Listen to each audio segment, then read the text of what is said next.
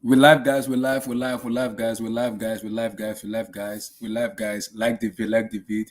Making an over. So I went out, guys. So I wasn't able to kind of start early time we usually start, but I kind of sent a message early to the people to let them know. I appreciate. I beg making an over. I kind of come late because I went out to do some stuff. So I'm officially made it home early. So like the vid, subscribe, like the vid, subscribe, like the vid, subscribe. Make sure you smash the like button, guys. Smash that like button.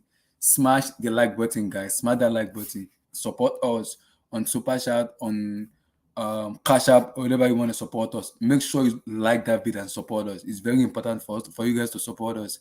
Like the damn vid, guys. Like that vid. Like that vid, subscribe. Like the vid, subscribe. Like the vid, subscribe. Smash that like button, guys. And let's go, my people. Let's go.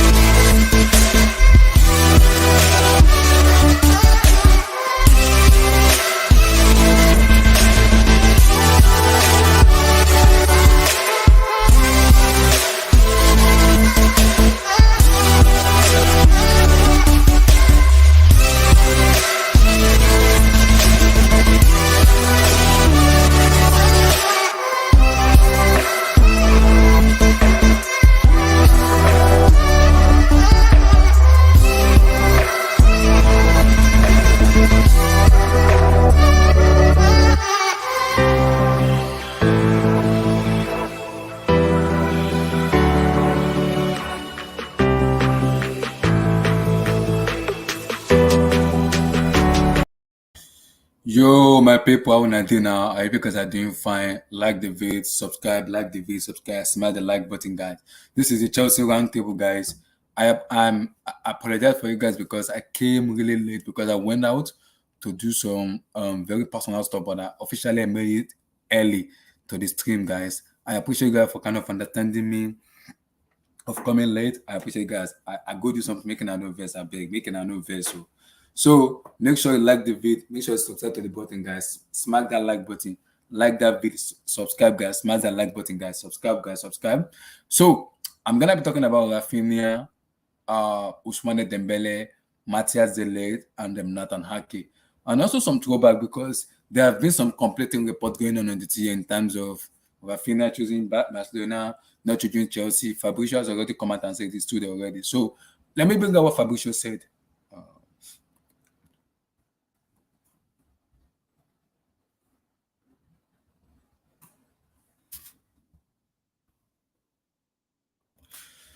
So this is what Fabrizio said in terms of the latest on the Raphinha. So like the problem is for me, Chelsea fans are kind of angry because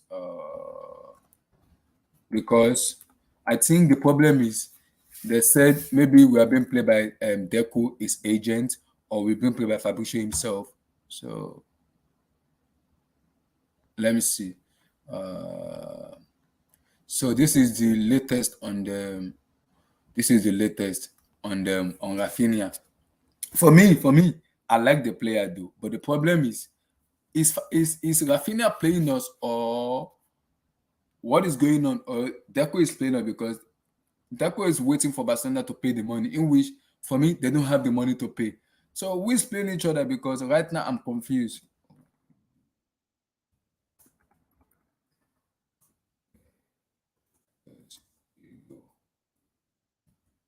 So for me, I don't know. Does it go to Barcelona, his dream club, or does it come to Chelsea? Because there's a money on the ground where 60 million, where Fabrizio tweeted and said they will respect Chelsea's offer in terms of what Barcelona offering, because they want to respect Chelsea's offer in terms of what they offer. So what Barcelona are bringing out is very small. They can't accept it. So this is what Fabrizio himself said in terms of the offer. So Fabrizio said for Raphinha, hold on, guys, hold on. So this is what Fabrizio said, guys. So Fabrizio said for Raphinha, Barcelona proposal for Raphinha is officially written already sent. Leeds had no intention to accept the deal as it stands. Leeds want to respond to the agreement with Chelsea, want to respect the agreement with Chelsea, still waiting for the players and Deco to accept. Back out trying to the end. So for me, this dilemma for me needs to just for me, this dilemma for me needs to just stop. Because the problem is I don't know where Raphinha is going because my plan is okay, Raphinha, we've tabled a bid with Leeds United, your club. There's accepted a bid. So are you gonna just delay the personal terms with Deco, or are you gonna go to Barcelona? Because Barcelona doesn't even have the money because they still have to do some level. I understand they've done some leveler, but you have to do that. I think 2 or 3 levelers, and they have to sell players to make it work. So I don't know where Barcelona is gonna sell players to make it work because the problem is how do you sell players to make it work? Because you have to balance, you still have to balance the book because of the transfers and what has been going on. So for me, the problem is how does it work with Raphinha? How does it work? Because Raphinha is trying to tell it's trying to tell Barcelona, I'm gonna wait for you guys to figure out the levelers in what is going on in your club. Then I'm probably gonna wait and see what Chelsea is gonna offer. But Chelsea has already tabled the money. Even a cordial, according to Matt Law, a cordial what's called a cordial partner terms has been agreed already. So I don't know what is delaying the deal in terms of in terms of Raphinha. But for me, I think we've been played by maybe for me by Deco with his agents. So Deco is kind of making us wait and wait and wait and wait and wait and wait. I don't know how long are we gonna wait till. How long are we gonna wait till before we officially kind of announce Raphinha for me? I think the announcement for me is it's already done deal for me. The problem is I don't know what Deco is kind of hesitating to. I don't know. Why is it hesitating in terms of agreeing personal terms? And let's move on to our next study because this is real complicated for me, guys. It's real complicated, guys. It's complicated, guys. Because for me, if I already accepted the deal already, let's just move on and just accept whatever it comes out from it. Because we accepting the deal is just like you're just playing us. That's what I can see. You're playing us. You kind of playing us, and when you play us now, it's for me. What I feel for it is Deco is playing us in terms of okay, I have the deal down in terms of Chelsea. Do I go to Barcelona and accept the deal for Barcelona, or what do I do? That is where the problem is because at this moment right now, I'm just kind of I don't understand why Raphinha is hesitating in agreeing personal terms and let's move on because remember, Tuchel has to have his player before preseason, so we'll be able to kind of implement the players around him, implement the new players into the new system because now we we have other players are coming in, I believe, next week to cover. So we have to have the player ready for us to like kind of implement what he wants to do. So and if you are kind of for me hesitating in getting Raphinha done, there's a problem for me. There's a problem. What I'm gonna say is what I'm gonna tell Raphinha, I believe, according to the reporter I heard is this is what I want Chelsea to do. Tell Raphinha's agent Deku and Raphinha, this is the deal. Either you take it or we move on. Because I'm tired of this, man. It's annoying right now. It's annoying right now.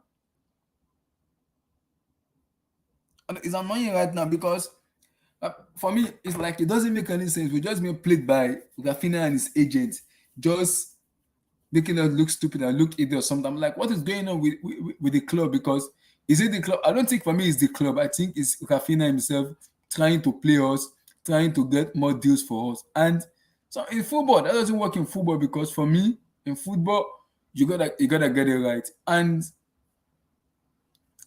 Raphinha doing like this, I don't get it. You're gonna make it work. So either Raphinha signed the deal or that or forfeit it. Or still at least they can get relegated because Barcelona cannot raise them. They have to sell players now. I'm hearing the transfer window is open in Spain. Where does Ousmane Dembele go? Because the problem is, okay, we offer Dembele 6.5 plus 1.5 add-ons, close to 7 and 8. After that, we expect him to accept it. He did not accept that. He's still thinking about it. So Barcelona they're in the dilemma where Dembele cannot accept the deal, Raphinha can accept the deal because they don't have the money. Now, Raphinha, Chelsea did it on the table. Accept that. Wait for a bit, relax. Offer him and his and Deco, offer him, offering him and his Deco some pop and the deal is done. For me though, I think for me the problem is I don't understand why Deco is making this difficult for Chelsea. Is it for, see, Deco, you are a former Chelsea player, and I love the way you play. Can you do us a favor and just make this deal official and just done? So we can move on to the next target. Why are you kind of making us go back and forth, go back and forth, go back and forth, go back and forth? I know you love Barcelona and you are one of the ambassadors of Barcelona. I get that. I'm not disputing that. But don't make us look stupid as a club. We need to kind of also make our own target in terms of going forward. Who do we buy? Who do we sell? But you doing this now is like you sabotaging our club and like, okay, I don't care, whatever you want to do. No. Accept the deal. And if you want us to add more money to it, talk to the owners. Put more money to in terms of agreeing personal terms and more money. Then we'll be able to stand. Let's move on to the next target. I like you, Raphinha. But what Deco is doing, I don't understand because Barcelona doesn't even have the money to register player. They haven't registered Kessie, they haven't registered Christensen yet. So they don't have the money to register. They want to go for Lewandowski. They haven't bought Lewandowski yet. And they're twerking for Raphinha. Why do they have that money to talk for Raphinha? What did they have the money from? That's for me. Why did they have the money from to work for Raphinha? They don't have the money. So Raphinha, make your decision. It's period. Leeds United has accepted the deal for Raphinha. It's about him making those decisions. Okay, F it. I'm going to Chelsea. Agree personal terms and move on. Simple. So we'll be able to make our kind of go to other targets because if the club is dwelling too much on this Raphinha deal for me, I think it might not help us going forward in terms of okay, our own new deals, what we have to kind of sign. That will not help us a lot because we're sabotaging what we have to do in the summer for one player, and it doesn't make any sense. And I believe Todd won't do that. What I believe Todd will do is, here's the deal on the table. Deco, this is the deal. Accept or not, or we move on. It's simple. Stop playing us around. I don't know why you're playing us around because I don't know why Deco is kind of playing Chelsea around. Accept the deal and move on. Because if you're playing us around now, we'll be kind of in front of you, we will look stupid. And it doesn't make any sense us looking stupid because be like, oh, do they want to pay? Are they going to pay or not? What is going on?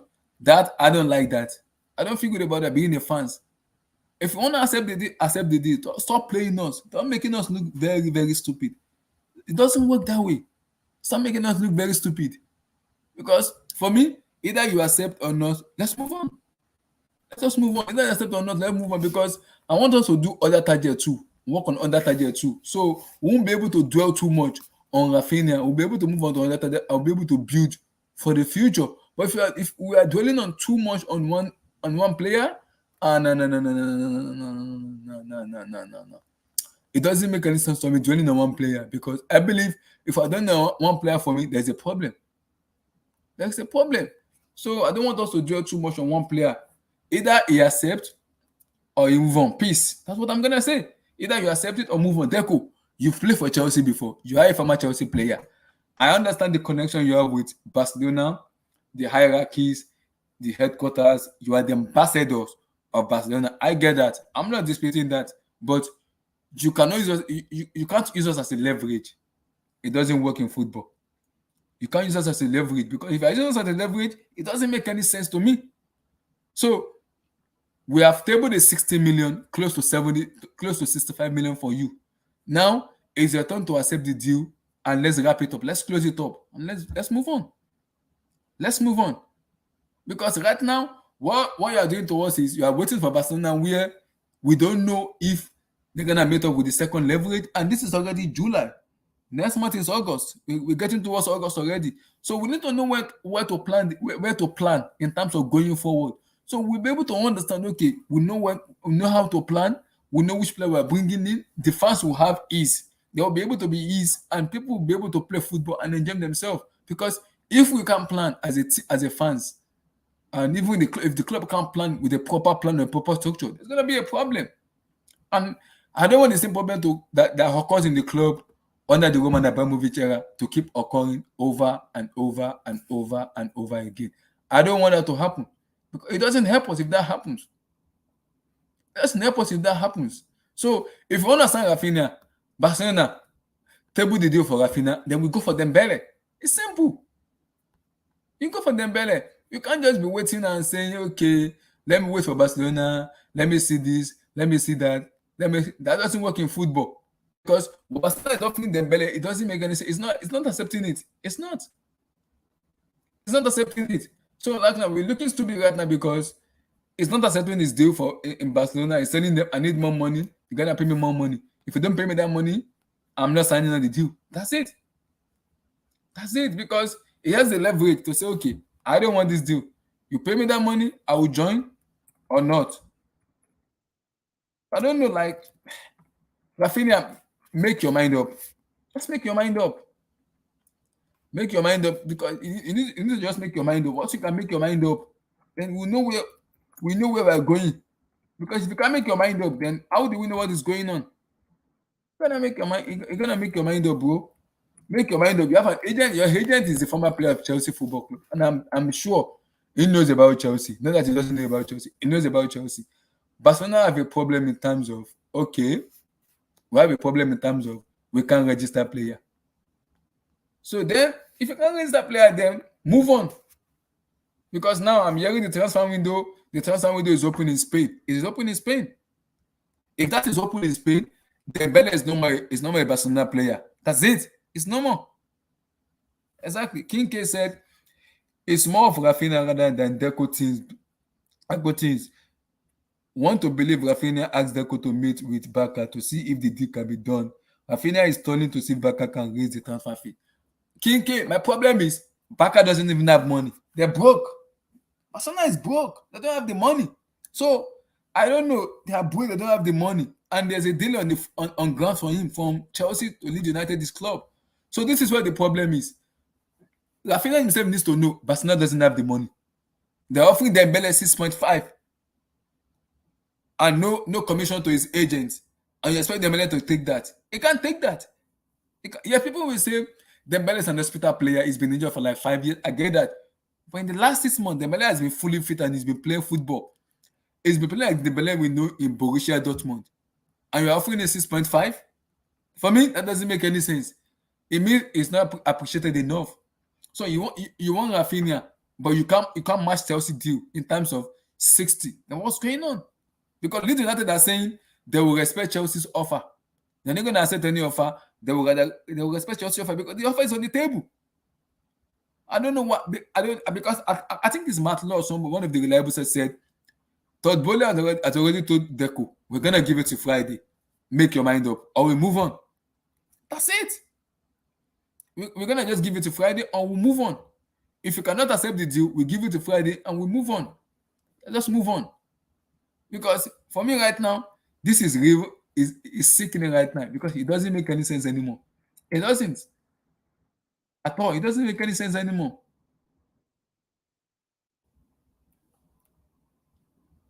So I don't know. It doesn't make any sense anymore. So make your mind up, man. Make your mind up. Make your mind up, please. Make your mind up. So because it's easier if you make your mind up and say, okay, let me go this way, let me do this, let me do that. Make your mind up. And then I don't know, make your mind up and decide what you want to do. It's easier to decide because if you're gonna be waiting on Deco to do this, Deco to do that, Barcelona doesn't have money. They need to sell, they have already said their first TV right in terms of the levelers to make it up. And according to the report ahead is the levelers for them to balance the book. You can't buy players, it's just for them to balance the book. So it's for them to balance the book. How does that work? Because you have to see make money to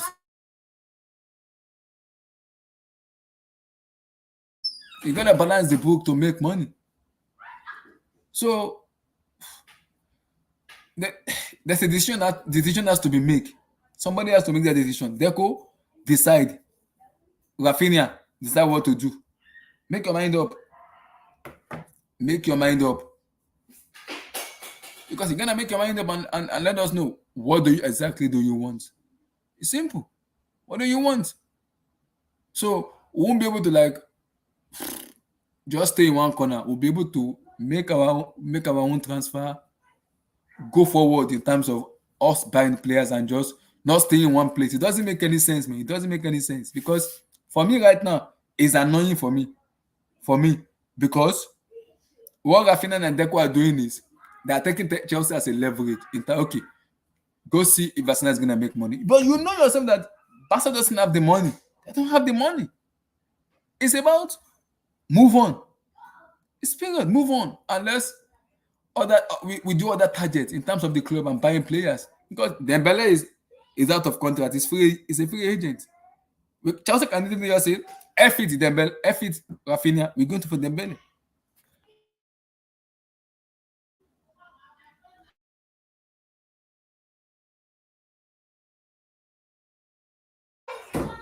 Guys, I'll be back, guys. I'm gonna get something upstairs. I'll be back.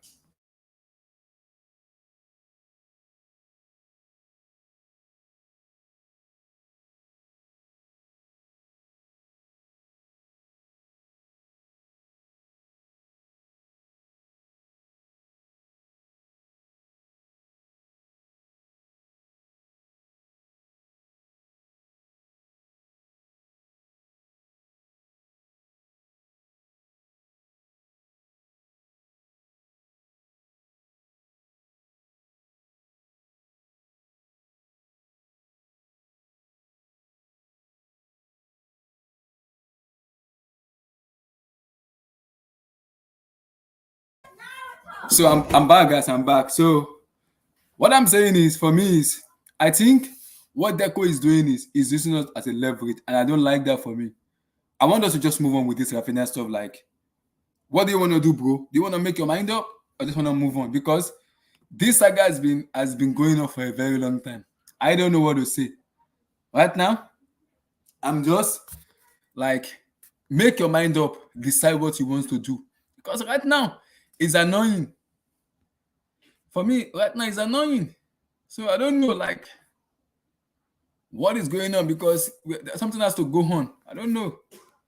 Something's going on that I do not understand. I need to figure it out. Because Raphinha, for me, people say it's only Raphinha side, it's not Deco side, it's Raphinha side, not Deco side. People in the chat, what do you think? Is the blame more on Raphinha, or is the blame more is on Deco? Okay, right now, for me, they're just using as a leverage to what? To get a better deal, which you can't get from Barcelona. They're broke, they don't have money. So what do you do, Raphinha? What decision do you make? You're gonna make the proper decision and the right decision. What are you making? So for me, as a fans watching, what I'm gonna say is, okay, cool. I got a better deal from Chelsea. My dream is to go to Barcelona. I get that. But right now they broke. Let me just move on with my life and go to Chelsea. Who wants me? Who wants me in that team? Who gave me a project? Who kind of the club like me? The fans like me, the manager adore me. They kind of want me to come to the club. Fine. Sit down with Deco, analyze the project, agree personal terms after analyzing the project, and let's move on. Because we still have to sign defenders. We have to sign midfielder, another wingers, left back, right back. We can't be studying on one players only for the whole entire summer. It doesn't make any sense, because the season starts August the 6th, or the 6th. So we have to get our target in as soon as possible. So the manager can easily be able to build around the players he has. Because if the manager is not able to build around the players he has, there's gonna be a lot of problem, confliction. So many stuff is gonna be happening. I don't want that to happen to my club, the club I supported. I don't want that to happen. So Deco and Raphinha need to make a quick decision as soon as possible. For me, that is my own take in terms of that. So let me go to Dembele now. But people in the chat, what do you think? What do you think, people in the chat? What do you think?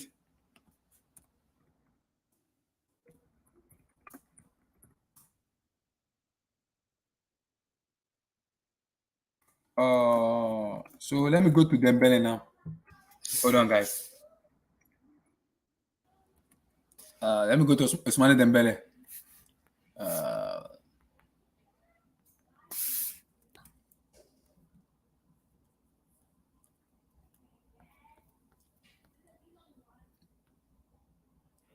mm, Hold on, guys. Uh,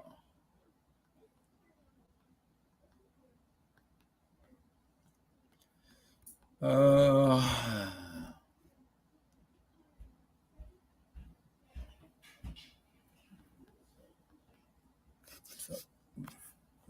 Dembele.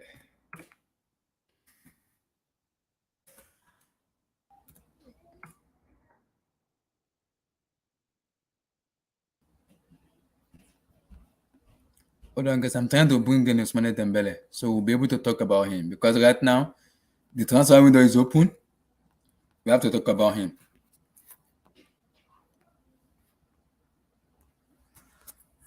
Guys, we're gonna talk about him. Hold on. Let me try to share the screen.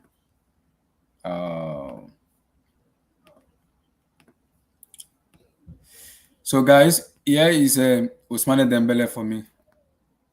So according to the report in Spanish reporter is the transfer has officially opened. Dembele hasn't renewed his contract.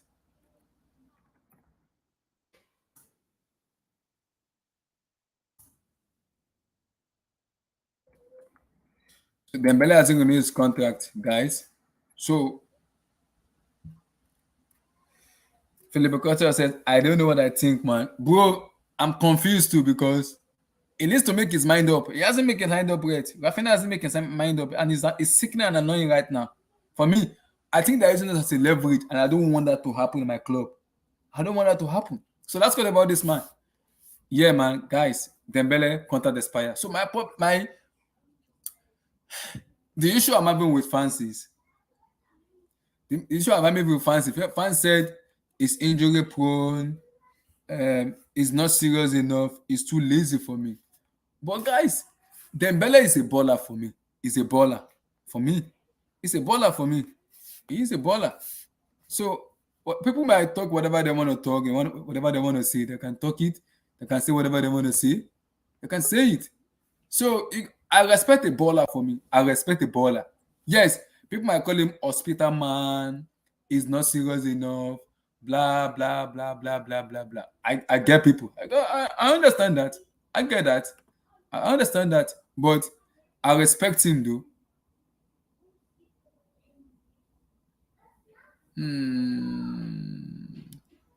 Damn. I respect that though, and I respect that. But when you watch Dembele play, you know this guy is a fantastic football player. For me, I will pick Dembele ahead of Raphinha. I will for me. I'll pick Dembele ahead of Raphinha for me. Other people may say injury stuff. This man here, we have issues with unlocking low blocks. This man here can unlock low block for us. This guy here is a fantastic football player. I love Dembele so much. I adore this one because he's a brilliant player. Now his contract is expired today in Spanish already. Now who do we go for? Do we go for Dembele or do we stick with Raphinha? Because Raphinha is saying I want to play for Barcelona. Who doesn't even have money? They have to balance the book first. They have to get their wages or their TV right what's called their negativity into positive first. It has to be green. If that don't happen, they can buy players. So you're letting this man off the hook now by not paying him what he wants. You're paying him 6.5 million a year. That's close to 150, 120. Are you kidding me right now? How does it work in football? Because the Bella agent believe this guy wants more. And if he can't get what he wants, he's gonna leave money free. He hasn't made a decision yet. I'm not gonna be surprised by tomorrow or by Saturday. Chelsea propose an offer to him to go and play for Chelsea. He's a free agent. We don't need to pay any fee. Just pay the contract, negotiate the contract with him, sit down with him and his agent, and make a decision. Very simple. Because I'm tired of Raphinha doing this, Teco doing this. It's sickening for me and annoying. I want Dembele in my club. If I can get Dembele on a free with good money, good wages, get it done. Let's move on. We have other things to analyze. Midfielder is there, defender is there, attacker is there. We have too many players to analyze. I don't want us to stick on one players only. It doesn't make any sense. It doesn't. If Dembele is available, bring in Dembele. Let's play football. Bring Dembele in and let's enjoy football. I don't want someone who doesn't want to join the club. Someone who wants to use it as leverage. Barcelona is my first choice. Blah blah blah. I don't. If you don't want to join, Mr. Raphinha, stick to Leeds United and get relegated. That's it. I'm tired of this, man. How you doing, bro? King, how you doing? Abdullah. Bro, I'm just annoyed right now. I'm annoyed right now. I'm very annoyed. They want to give us depression or hypertension. Which one? I don't understand. I'm annoyed right now. I do not understand. I don't understand right now. It's annoying right now. It's annoying. People should have mercy on us. We have Can you a not seen little bit speak technique loud because I think club I for can't hear like you very well. 8 years. Yes, you can hear me. Yeah. Yeah, we can hear you now. Yeah. Yeah. I said these people wants to give us headache, hypertension, high blood pressure, and all of these things to Chelsea fans. I mean, what's happening? What's going on with this Raphinha guy? What's wrong with this guy? The problem is they don't have money, and I think what Barcelona and Deco are doing is they are My selling problem is because with if my problem is with Barcelona. Like, what is wrong with them? Like, they have not signed. What do they want? Because I don't understand. They want to sign Kunde. They want to sign Christensen. They want to. They've not done anything. They've not signed any of those players. You yeah. don't have money and you are pricing goods. It's like someone going to the market, going to a royal a store where they sell all this Bentley and this, and you are just your wages is just you are you are doing window shopping. This is window shopping. Mm-hmm. Like, man, as I was seeing the news, it's just depressing me. Can't lie. Like I just need to stay off social media and see what we have But because King Black, who do you wait? Who do you blame? Do you blame Deco? Do you blame Rafinha? it's Because we need to Deco. It's understand Deco. Rafinha first choice is See, Barcelona. I know, I know, but players are very flexible. Players are very flexible, and I know that. You know, I said something. If you remember on this space, I Mm-hmm. said something about Brazilians. I don't know if you remember that I said Yeah, I remember. I Brazilians. They remember. Yeah. always do anywhere they see a better offer or something. They always go there. They always, they always want to be dramatic many times. Mm-hmm. And so even if there's money in Qatar, they would rather go to the Qatar instead of. They are not that ambitious. They just believe they have talent and their talent to make pave way for them and all that. So I had problem. I had my skepticism on Rafinha because he's a Brazilian and I know how they think with their brain. If he plays 3 seasons and he has 25 goals, 27 goals, before you know, he will start telling Deco, please, get to Madrid, get me to Madrid, 100 million, go. Anywhere they want him, he will start going there. This is how Brazilians used to be. That's the problem. I know if he comes here, he will give us fantastic. As a matter of fact, he will be one of our best players. Like obviously, every season, at least this guy will give us 15 goals, 15 goals. Apart from assists, he will give us goals. But with this way, like I think it's on Deco, because first of all, Barcelona have agreed personal terms with Leeds for Yeah, Raphinha since February. since Since February. January or March or, yeah, or No, February. since February. Yes, they have agreed personal terms. But the same thing we have agreed personal terms with Kunde as well. Since like two seasons. Yeah. So personal terms means nothing. Personal terms is just nothing. It's nothing. So, but now knowing that Rafinha would rather prefer Baka, so they not just give us feedback. I think we should just relax for No, the next Fabricio 24 said. hours Fabricio or said. 48 hours to know No, what. Fabricio said Barcelona has already sent their letter and everything. But for the third time in a row, Leeds said that they want to respect Chelsea's offer on the table, Yeah, which is they said they exactly what don't they have want. intention to. Now, what they are Mm. telling Barcelona, what they are doing is tell Barcelona either you pay up or you just give up. We don't want to entertain any transfer anymore. And Because if Fabricio said it's see, now on Deco and Raphinha to make that decision. It's not even on lead anymore. Because Lee said can you hear me? Chelsea has already. Can you Chelsea hear me? yeah, I can hear you a little bit more audible because I don't think people can hear you. You need to be more audible and clear. Yes, you can hear me. Yeah. Yeah, now it's yeah. So because Okay. Okay. Fabricio said the issue is not even on lead, it's on Deco and Raphinha. He said lead already has said had already told the world Chelsea already tabled 60 million, close to what we want, and we are ready. And Fabricio said it on his YouTube that what Dembele said to the president of ladies. This is the money. We're gonna pay you instantly, immediately. We are not gonna waste time. What Barcelona is doing 35 million plus add-ons. And Lee said no. Pay us straight cash so we can move on to other transfer. But Barcelona don't want to do that. They don't want to go above their limit. That's what the They don't have problem is. money now. See, Abdullah, they don't have money. You They know don't have what's the money. happening? You know what I think is up. You know what I think is happening. Mm-hmm. You see how Sadio Mane went to um Bayern Bayern. for Mm-hmm. 35 million Yeah. pounds or euros. Mm-hmm. If Chelsea came in for money, they would have asked Chelsea to pay up to 60 million or Mm-hmm. 55 million. Mm-hmm. That's how these people are behaving. Yeah. So it's just the reason why. See, by now we would have said Raphinha to Barcelona. Here we go. Yeah.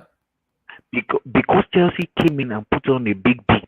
That's why Leeds are not entertaining Barcelona right now. Trust Yeah. me. Mm-hmm. That's the only reason why Raphinha is still at Leeds right now. Yeah. He would have gone to Barcelona. He would have gone, he would have gone for like 30 million. I'm telling you, Yeah. he would have gone for like 30 million. Yeah.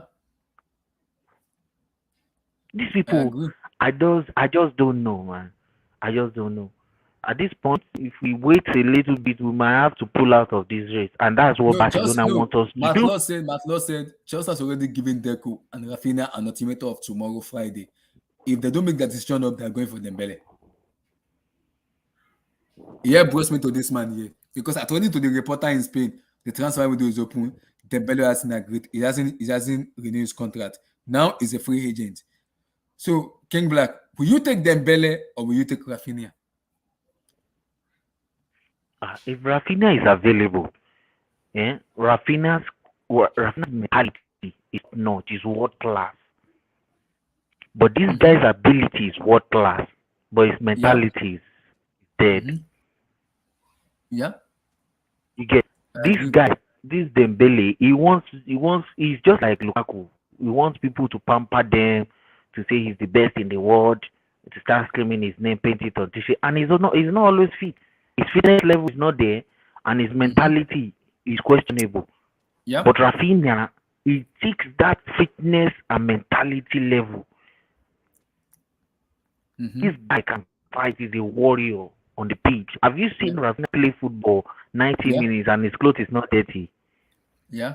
His clothes That's is true. always dirty. This guy is all, Mm-hmm. he has the highest defensive Mm-hmm. stat of Yeah. any attacker. You understand? As an attacker, Yeah. someone who came back and defend and sliding tackle and all these things. He has the highest of all the attackers in top five Mm-hmm. league.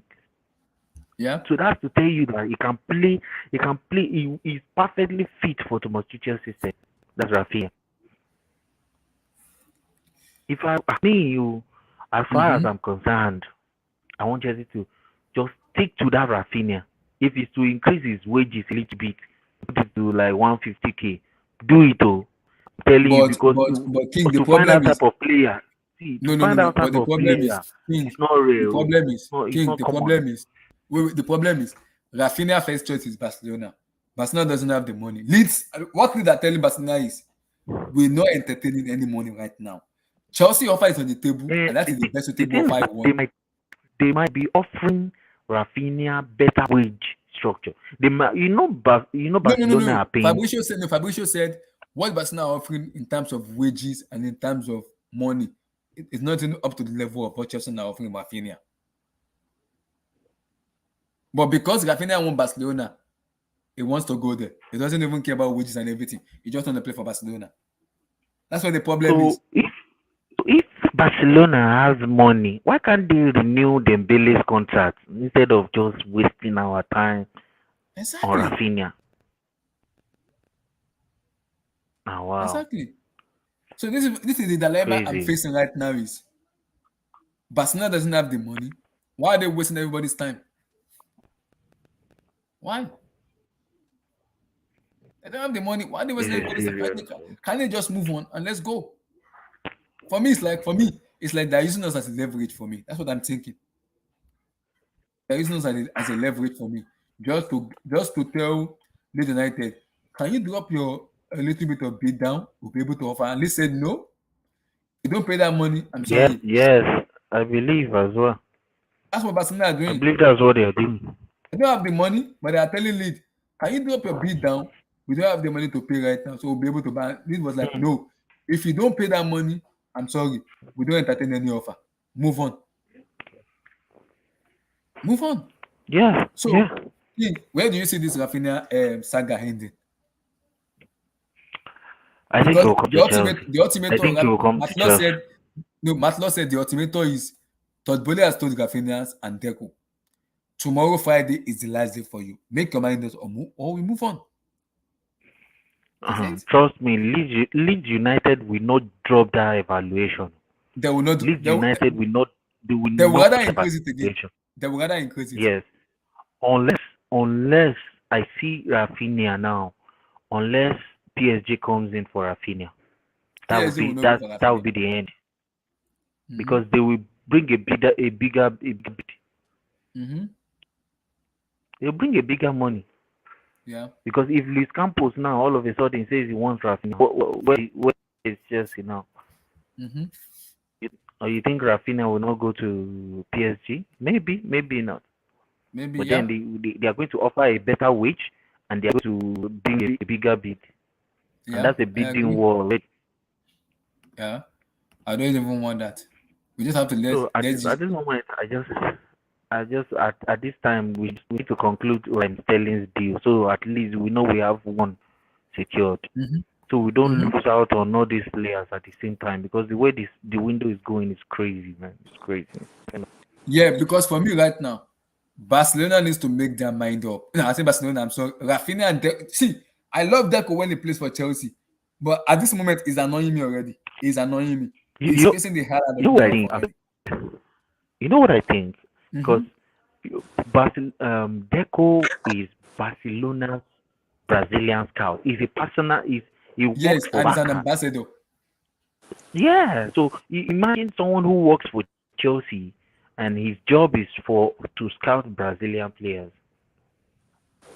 Imagine we have a player, let's say Peter Cech, whose personal Mm-hmm. responsibility is to help us scout Brazilian players.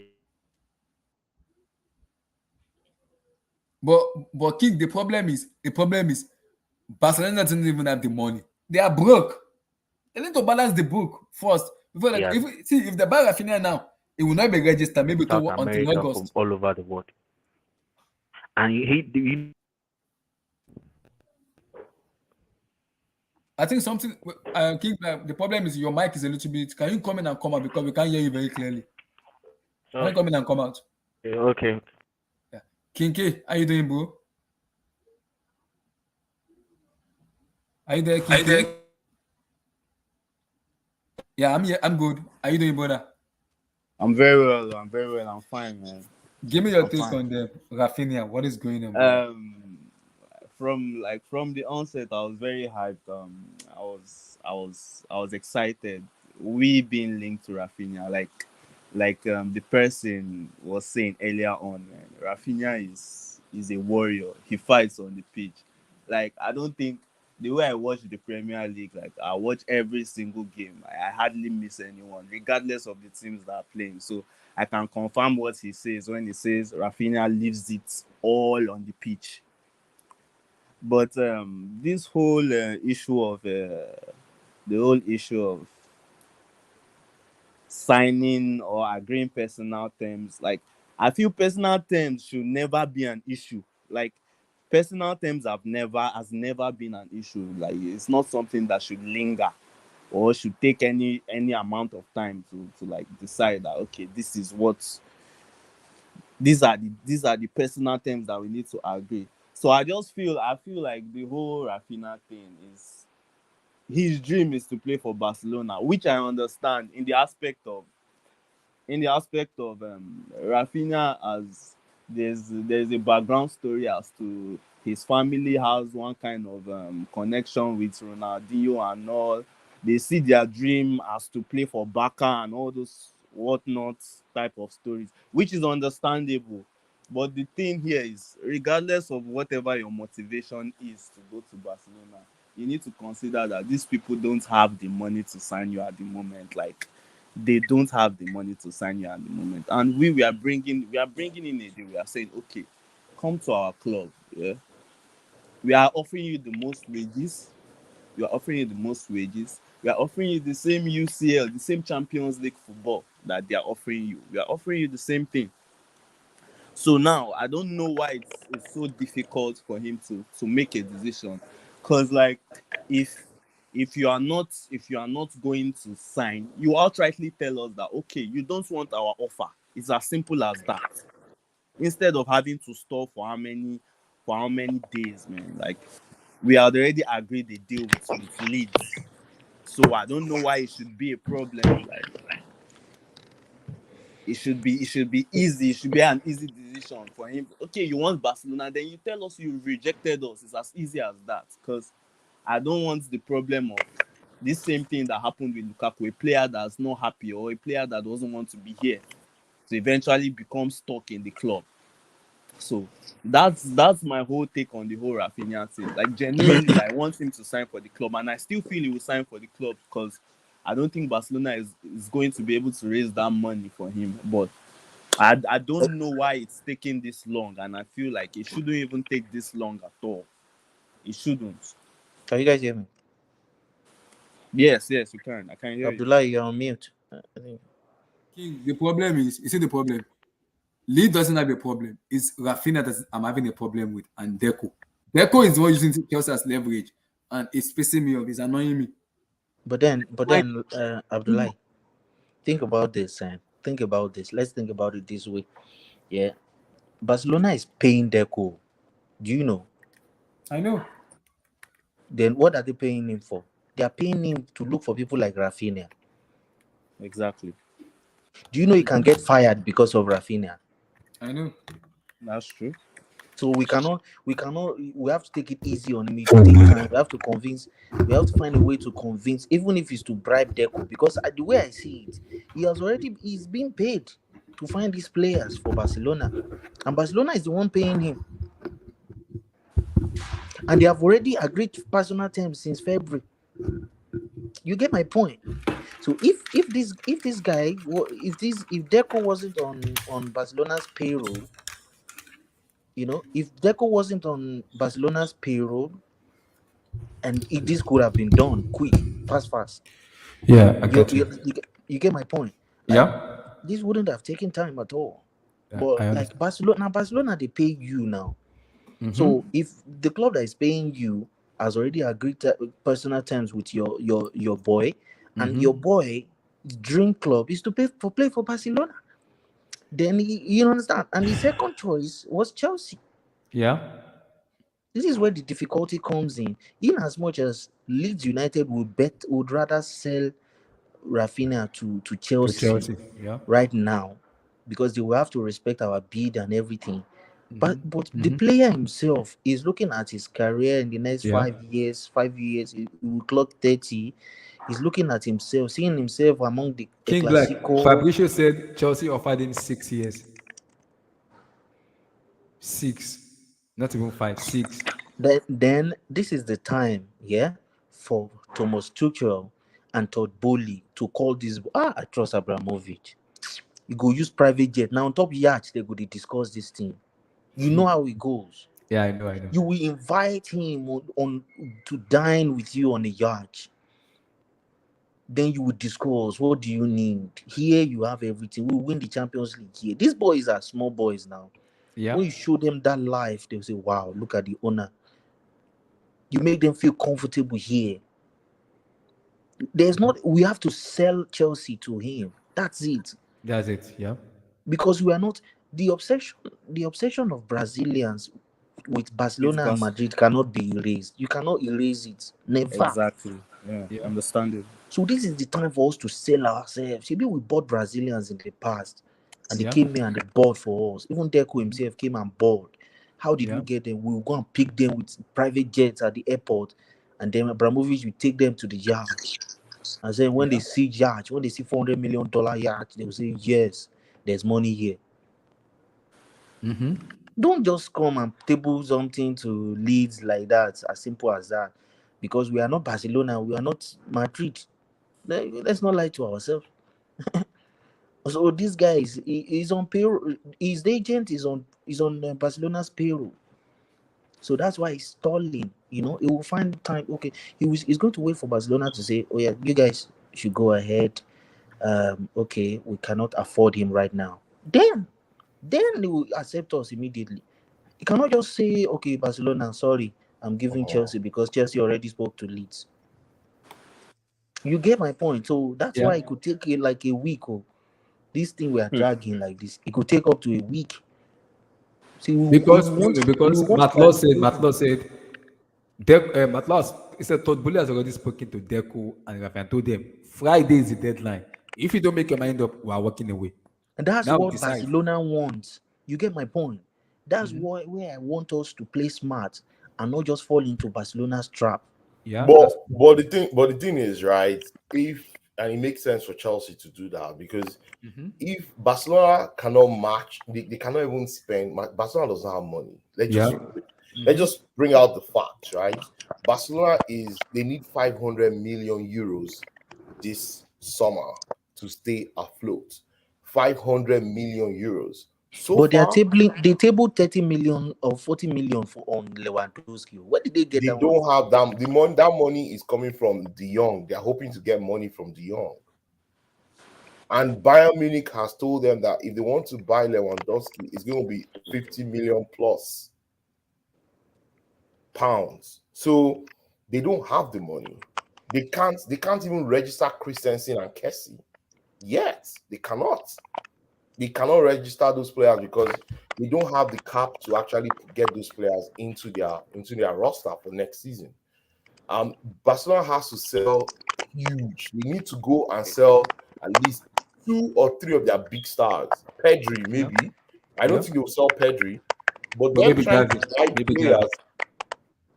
them trying to buy players is not even going to happen because the only way they can buy players if they swap, and even they swap. So currently they've sold 10% of their TV rights.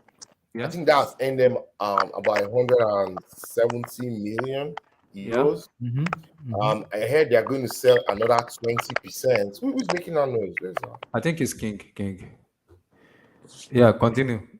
Yeah, I'm hearing that they're going to sell another 24%, 25% by the end of July. Yeah. To get them, some more money. But that's still not enough. They need 500 million euros. That's a lot of money. No club, let me just say it here. No club can raise 500 million euros in one summer, even if you start selling yourself. It's not How possible. much are clubs worth? Yeah. Yeah, how much are clubs worth? 500 million euros is a lot of money. Now, we've not even put into consideration, players like Dembele, who is out of contract today. And Yeah. guess what? They're begging him to take £6 million. Remember, Aubameyang took a huge pay cut from what he To was join receiving them. at Arsenal to join them in January. Yeah. In fact, Aubameyang is almost playing for free. I think he's earning like 70,000 or 80,000 pounds per week. Yeah. Yeah. So all these concessions, all this that is happening, they still have loads of players on 300,000 pounds per week. And I they can't cannot. believe what I'm saying right now. Amy. Frankie Ding Dong. I call him Ding Dong. His name is not Frankie De Jong. His name is Frankie Ding Dong. I'm hearing because Abdul Sebastian fan he tweeted me, said Laporta Baltimore promised Ding Dong when he was saying that they're gonna be paying him 20 million a year. Yes. 20 million a year. Yes. And that is the 20 point they want to million sell net. because Remember, it's the highest it's net. net. Frankie De Jong is currently earning more than 400,000 pounds per week. Yep, that's correct. Gross. Yes. Net 400. Let's just say net 400,000 pounds per week. Yeah, that's correct. At a 21, 22-year-old boy, how are you making this money though? Yeah, they sold 10%. Yeah, they have 25. Yeah, it's up to they have 25% of their. So if they're selling their TV rights, what if La Liga, and let's just say this, right? Currently, La Liga TV rights are dropping, right? The value is dropping because nobody's watching the league. So if they are selling these rights in advance, guess what? They are still going to owe money to those who they are selling it to because the value is going to drop by 2 years' time, even more, right? Yeah. They're not going to receive that money that they actually are thinking they're going to receive in 2 years' time when they sell 25% or 10%, as the case may be. The problem that they have is the club has important. I won't be surprised they put Barcelona up for sale. I won't be surprised. Yeah. if they put Barcelona up for sale, I will not be surprised at all. I'm telling you, the club is in a huge mess financially, and it's not. It's something that is pretty much so. How can you be paying Frankie De Jong 20 million? How? What has the boy done in his life? Like, bro, like Barcelona they're just signing players, putting them on Superman contracts that you never should Because even Emmy, the hear. problem is now is I'm looking at Raphinha, yeah, because now I'm looking at Deco. Chelsea already tabled money on the table for you. Yeah, Make they your said decision. 125,000. So currently Raphinha is earning 65 thousand in Leeds. They doubled his salary for the contract for 5 years that they have for Chelsea. And they said in 2 years if he balls, they can review that contract. All that is there. Oh Wow. my guy, why won't you sign this contract? Like Barcelona will never pay you anything close to that. Yeah. Even Fabricio said Chelsea's offer is even bigger than Barcelona's offer, times 2 of it. And from salary, yes. So all these things of Barcelona is a dead club. It's like bro, it's no more the club it used to be. It's no more the glory club. The best thing for Barcelona to do right now is to promote players from their La Masia, and then culture them, to start playing ball for them, and they hopefully those guys click and start winning things. But and then they that will lower their wage bill, and then those players that are on high wage bill, their contracts will run off in the next 2 years, and guess what? They can reduce this wage bill because right now it's not sustainable. Yeah. You're buying Lewandowski. You cannot pay Lewandowski anything less than 300,000 a week. Lewandowski is kind of cutting his what's cut down. He's cutting his how much is making the Barcelona even cutting it down. So Yeah, Barcelona is in a mess. I don't see them even completing this Raphinha deal. Is Raphinha that will come and bet? They will call Chelsea tomorrow and say, "Omo, we don't have a choice." Emmy, the problem is Matt Lott said Todd Bowley has already spoken to Deco and he told Deco, this is the ultimatum we are giving you. Friday is the deadline. Either you accept what we give you or we move on. It's simple. I like that.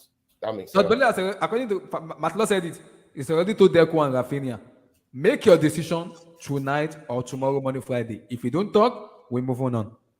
And leaders come out and said, whoever wants to bid for Raphinha, we're not entertaining any deal because we have to respect Chelsea. The deal is on the table, and it's the best suited one. And Fabricio said it on his YouTube account that Chelsea bid is the best he has ever seen making a deal. He told Lead, because he said Todd Bowley told Lead, this is Raphinha's money. We're gonna pay you immediately, straightforward. We're not gonna pay add-ons. We pay you 60 million straight cash. Yes, that's the money. Yeah, Leeds' head don't turn. So right now, exactly. Leeds right now is like, this is not promised money. This is money on table. Bro, take this goddamn money and run away and stop talking about your dreams. Yeah. Nobody's dreams actually comes true in some cases. Exactly. Yeah. So yeah, that's 207 million euros. I think it's 170 million pounds. So Barcelona closed the financial year with a profit now. Who said that? I don't know. They've not released that though. They're not fit to.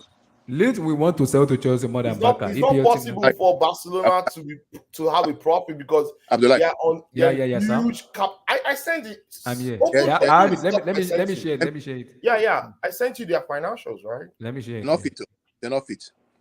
Kai. God. Yeah, here.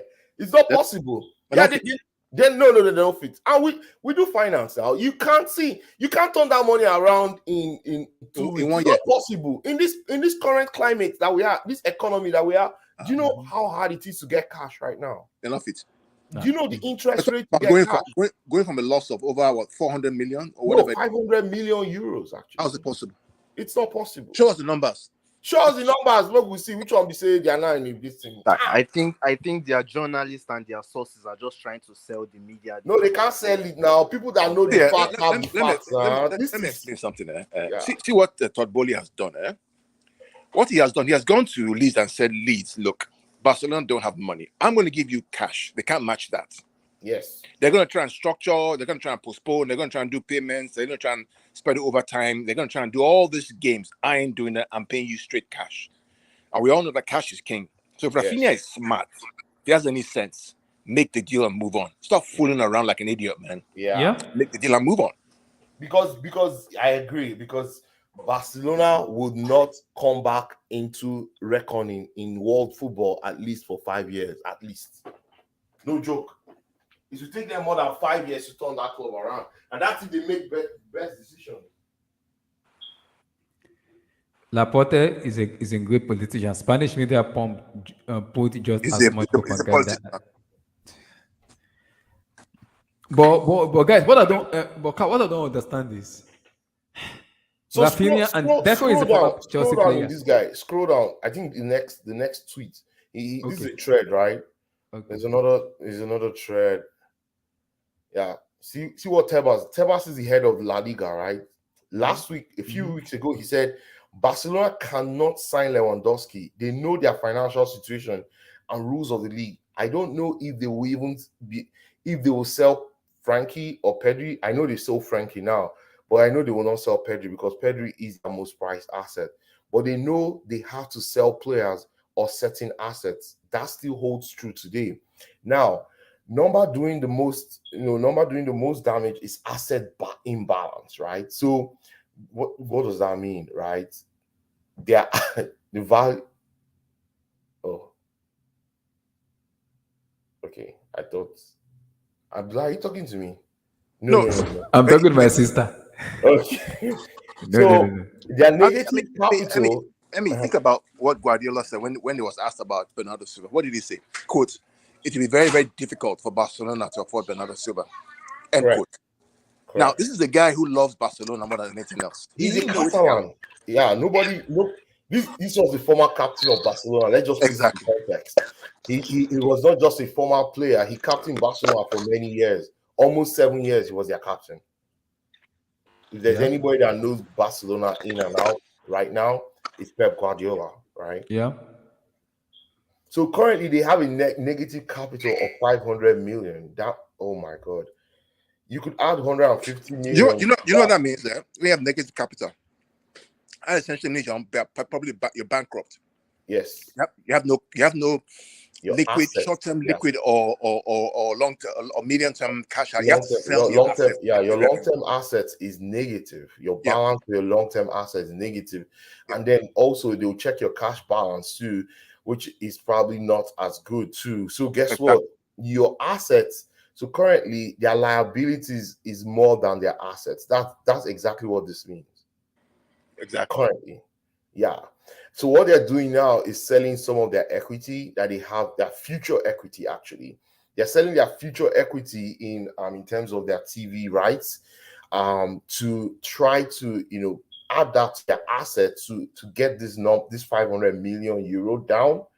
But it's still a steep challenge, right? Because you're selling TV rights for future seasons when the value of those TV rights is probably going to go down, right? It's going to go down because nobody's watching La Liga. Let's just say it how it is. What do you talk just now? Now make everybody understand. Everybody very clear what Emmy is saying. Emmy is saying that they are selling a future right based on projected revenue, not actual. No, keep this page on, Abdullah. Keep this page on. This is very important. What we're talking about. This is everything we're talking about. So think about what happened in the 2008 financial crisis. People were buying houses based on what they thought the price was going to be in the future. All of a sudden, kata happened. Prices came down. Guys were underwater. That's what they are selling, and future rights to a TV deal that they don't know if the value is going to hold in the future because nobody's watching La Liga. Nobody. Guys think it's a smart idea for Barca to sell their merchandise. Yeah, that's the only option they have, right? To bring down this asset imbalance that they have of 500 million euros. Because to be very honest, there's no other way.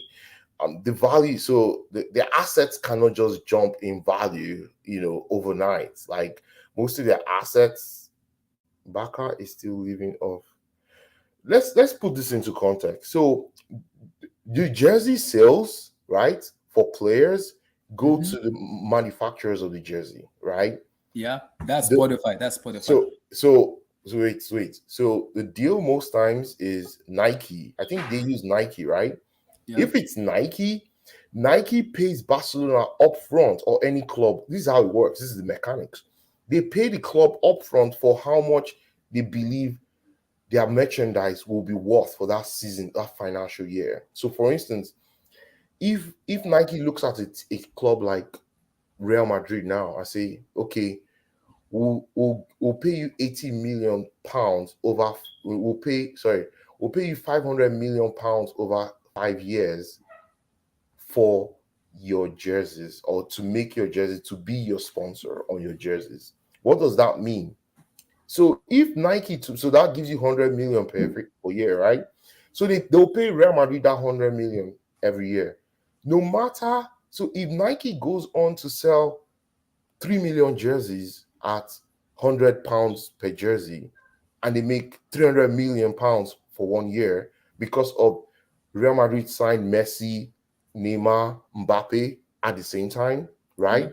And their jersey sales go up, that 200 million pounds is not going back to the club, it's going straight to Nike. That's their Like, profit. yeah. That's how it works. Correct me if I'm wrong, anybody on the stream, but that's the mechanics of how the jersey. So if you say, oh, we signed, so unless the only way the club actually gets more money from the manufacturers of the jersey is the naming rights on the jersey. So for instance, if Messi, Neymar, Mbappe signed for Real Madrid now, they can negotiate with Nike and say, hey, because of the naming rights on these jerseys they're about to print for us, right? We want 8% or 10% of sales. It's not even, I don't think it's more than 10% actually. Most times it's within that period. That's if a premium club. And then you get that, you now negotiate with Nike, and Nike says, okay, cool. If you sign Mbappe, who we know that is going to increase the sales of our shirts, okay, fine, we'll be able to do that deal. And some cases, some clubs actually get upfront cash. So that's where you hear, oh, Nike helped us to sign XYZ player. Actually, what is happening is the club is already anticipating the volume of increase in jersey sales, and they're using that money to actually put down for the transfer of that player. I'm Yep. just trying to, paint the picture of how all these things work. So when you say, hey, Messi's jersey sales is what's driving Barcelona's blah blah blah, it's just Nike smiling to the bank. They already paid Barcelona how much they actually contracted for. Absolutely correct, Emmy. Yeah. And I like what Melvin said. Melvin said, shout out to you, Melvin. Shout out. He said, I believe Todd and Tuchel put in a Raphinha bid to create a win-win situation. If Barcelona signing, we get amazing Dembele. Dembele stays, Raphinha sign. Clever move. Yeah, I think it's I don't even know if at this point, to be very honest, if Barcelona will be able to register Dembele. I know No, Raphinha. according to the Spanish reporter, they said the transfer window is open in Spain. So Dembele is a free agent. Yeah, he can go anywhere He tomorrow. can go anywhere. We're gonna Yeah, talk about him next now. yeah, Because but Rafinha, let me just put this out there. The bait that Todd Bowley and Tuchel actually dropped for Rafinha is that they went straight to the club and matched their asking price. And as soon as that happened, that closed the gate for Barcelona, because Barcelona wanted to pay 30 million. What the heck does Barcelona think they are? 30 million for Rafinha? Emmy, see, Barcelona not going to get Raphinha. It's just deal is done. Yeah, It's done. yeah. It's done. I think There's certain things that we know through experience. His deal is done, right? I don't care what Raphinha wants to do, right? The fact is, one club is offering you 60 million cash and another offering you 30 million over time. The deal is done. It's the boy needs to come to his senses. And all these boys, what are they looking for in Barcelona? but Carl, I think the problem is from Deco, his agent. no, it's not Deco actually. So what the problem is from what there's so many accounts of what's really going on behind the scenes. And I think what is happening is Deco and Rafinha agreed Yeah. personal terms with Barcelona 4 5 months ago, right?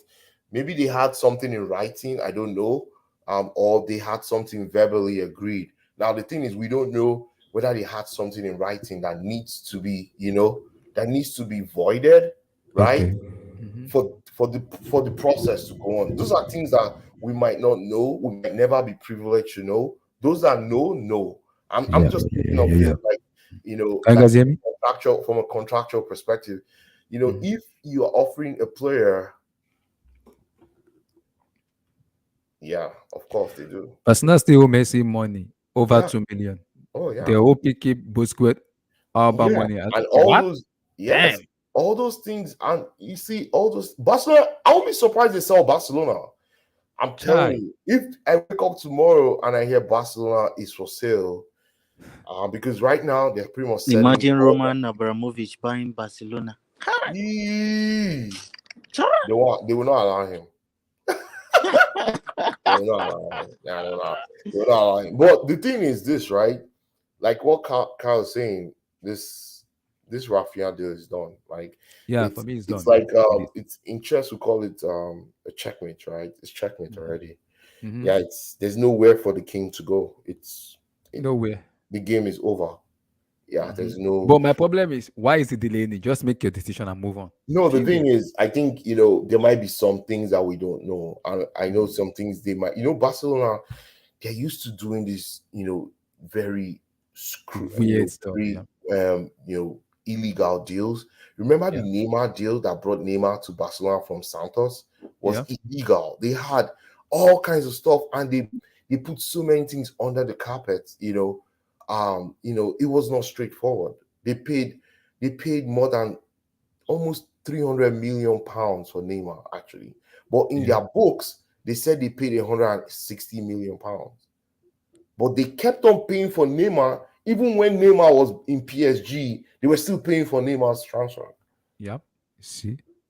It's a ridiculously wrong club. Like, bro, like Carl, bro, pull your mouth. Who runs their business this way? Barcelona? Did they? I don't. Maybe they thought. Did they always think that money, the cash flow will be continuous and sustainable? But it cannot be continuous and sustainable if you're making bad decisions. The decisions they've made in the last decade have been horrendous. Yeah. And I think the problem is, I don't know how to put it. The problem is, I never used to think Barcelona used to pay big wages before. Oh, they until do, man. recently. Most of the players in Like- Barcelona earn 300,000 pounds per week easily. easily. Even Yeah. down until to Griezmann's Umtiti. transfer. As Umtiti has not kicked a ball for Barcelona since the World Cup, in But it's Russia, making money and he's making 260,000 pounds cash every week. every week. Yeah. Yeah, And that's the kind of mess Raphinha wants to put himself in. Yeah. I'm not understanding Raphinha, man. It's That's obsession. Raphinha, man. It's obsession. I'm believing there's something that is tying that boy to Barcelona for some reason. I don't believe it's his Brazilian roots, man. Like I don't think there's any other thing. This affiliation his family has with Ronaldinho and whatnot. Because I can't think of any other thing. But it's not. Yeah, they need to walk away from Barcelona because Barcelona ain't lifting a title in the next 5 years for sure. Exactly. Or maybe one like to play devil's advocate. I'm just thinking. One part of me is thinking maybe Deco collected some money after the personal terms were agreed like months back. So immediately we agreed deal with Leeds. He was like, "Hey God, how am I going to do these ones that I've already collected from Barcelona?" Exactly. I'm also thinking that too, right? Maybe he has collected money from Barcelona 4 months ago for this 4 deal months to happen ago. this summer. These are the things, these are the issues. But Deco knows that he's a Chelsea player before. He can go into Stamford Bridge and say, hey, let me talk to Peter Cech. I need to tell him what's going on. Peter Cech will take him to Torboli and say, hey, this is what the problem is. This guy has collected 3 million, 5 million pounds from Barcelona, and the money has gone down the drain. Now, if his client signs for Chelsea, Barcelona is going to ask for that money back, and this guy doesn't have the money. Yeah. Is there a way to structure the payment back? I see. Yeah. Abdullahi, what we're saying on this stream will not be far from the truth. I'm not lying. Stay. I was on this stream when I said. There are some things that they don't say on Twitter. There are some things that Fabrizio knows he can never tweet Yeah, about. Like, Yeah. yeah. these are things that are between him and the agents, and he Yeah. keeps that trust, right? He Mhm. cannot come tomorrow and say, "Hey, Deco has collected X amount of money from Yeah, Barcelona that's an for this deal." allegation. Yeah, that itself breaks It his can it relationship can with make him other lose his agents. job. Nobody's going to want to work with Fabrizio anymore. So there are Yeah. things that I believe this is not far from what's going on. That some money has been given to Deco for this deal to happen. Because goddamn Yeah, it, Deco will still collect his agent fees from Chelsea agent for this. fees. Yeah. No, not from Chelsea, from Leeds, right? For this deal to go through. So why is he stalling on this? Why is he stalling? What? On personal There's, terms. Mm. there's nothing under this sun that we all see every morning that should stall this deal, apart from something has gone down behind the scenes few months ago. And guess what? They cannot replenish that money right now. And it's all about money, right? Money. Yeah. And if it's not about money, Deco knows, go to Stamford Bridge, go to London, and talk this out with, with So, Emmy, yeah, you Emmy. hear me? Yeah, I hear you. So say Barcelona have a loan due this summer to Goldman Sachs, I believe, for 500 million or so. Yeah, that's what we're seeing now. I think that's probably maybe that 500 million is somewhere in that negative capital that we just saw. Yeah, because if their P&L is impacted by 500 million, it will impact the balance sheet too and their cash flow too. It has to balance out, Correct, right? right, correct. Yeah, so it's just hey, Blue Eyes, Okay, Blue Eyes, how you doing now? healings. I agree to. No, but Barcelona is in the mud. They're in the mud. They shouldn't I be. hear you, I hear my people. I bet blue that on for Barcelona, Jerry. No have it. So let me come to Abdul for them, Blue Eyes. Abdul, your take on Raphinha, because this dilemma has been going on for a very long time.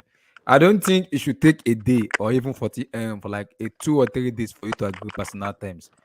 Oh, why is personal taking time? Because what I think the game Todd played is lead. This is the money. Now decide, because what I keep telling people is Liz has the power to say, if you can bring God 10 million, we're not going to accept. These people has already given us the deal, and this money worth it. And what Matlow said is Todd told them, we're going to pay you straight cash. Boom, yet be the money. Boom. We're not going to pay you 50 million, 35 million per salary. No, this is 60 million cash. Damn. That's it.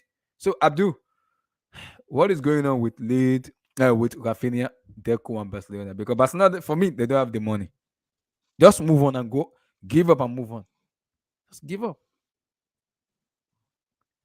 So give me your take on Okay, Raphinha, Abdul. can you guys hear me? Yeah, we can hear you, but a little bit more audible. Can you hear me? We can hear you, but you're too Good. loud. You too low. Sorry, Or is it better now? it's better now. Yeah, It's better now. Yeah. yeah, it's better now. Mm-hmm. Yeah. So, big up to everyone. Blue Eyes, Emmy, King, and the rest. Um, so with this kind of topic, we can actually go on and on all night discussing it Okay. because a lot of it is based on assumptions and presumptions. And my first questions is, where is the director of communication from Chelsea, especially? You know, I don't want a new regime where people don't talk, like we heard with the Roman regime. I think Yeah. that's the only minus we can give to the Roman regime is that nobody speaks from the club, but they have somebody there in an office calls himself communication director. I don't know what he directs really. So that's number one. Number two is you see this financial thing about football clubs. I think we have to be very careful with it. Not careful in terms of where we shouldn't talk about it, but it's based on a lot of assumptions we are making. I could remember, I think in the year 2000 and 2001, when everybody news came out then, but there was no social media, so the uh, the loudness of the noise wasn't, or the noise wasn't this loud about how Real Madrid were broke. They are going to go broke. They are going to go underneath. whatever, whatever. And then suddenly we woke up one day and then they said some council in Madrid has bought all the debt of the Madrid and purchased something that led to something that let them give X amount of money to Real Madrid. And the following season, before you know it, they bought Luis Figo for a record fee, and then they built a Galactico, and the rest is history. And then when Roman Abramovich took over the club, Chelsea, in 2003, and we started spending money, suddenly, in order to curb Chelsea spending for whatever reason, they introduced some UEFA kind of way of spending. There's going to be salary cap. There's going to be whatever, whatever. As soon as Chelsea streamlined their finances, then all that threat of financial sanctions and this and that, just disappeared. And then City came along, PSG came along and spent as they want. So these things, I don't really understand how it's worked. Is it worked and targeted towards certain clubs, and certain clubs can always get away with whatever? I don't really get it because it seems there's different rules that apply to different clubs. They talk about, I mean, Carl enlightened us about some finances, how what you get has to be, or what you spend has to be not more than 70% of what you get, or whatever, whatever. But that doesn't hinder a Man City, that doesn't hinder it's not even hindering a Barcelona. So I don't know who these rules are made for, really. In as much as I'd love to hear about them, I don't really believe them, because I've seen time and time again it seems to be working against certain clubs and not working against certain clubs. So I don't really understand it, and nobody starts talking to us. In terms But of the Abdul, Rafinha deal, hold on. In terms of the Rafinha deal, I don't think Chelsea has come out categorically to say they've signed this player. And no. we've just seen what happened to the Mbappe deal. So if this guy hasn't come to Chelsea holding the Chelsea shirt, even if he holds his Chelsea shirt, I might not believe he's a Chelsea player, until he starts playing for Chelsea. So I think we should hold fire with this respect. And it can take quite a bit for personal terms to be agreed, depending on the complexity on some of these players' contract. The kind of deal they have with agents, the kind of deals they have with third parties and things like that. Yeah. So I wouldn't hold my breath. I know we're a bit desperate to get players in, but to be honest, I'm more desperate to get the dead wood out of Chelsea, Yeah. because these are second tier players that are not really contributing. That's why we keep, players like Jorginho played so many games without being able to recover, and people forget, like, Jorginho played Champions League last season, and he played what do you call it, Europa, and then he moved into the season.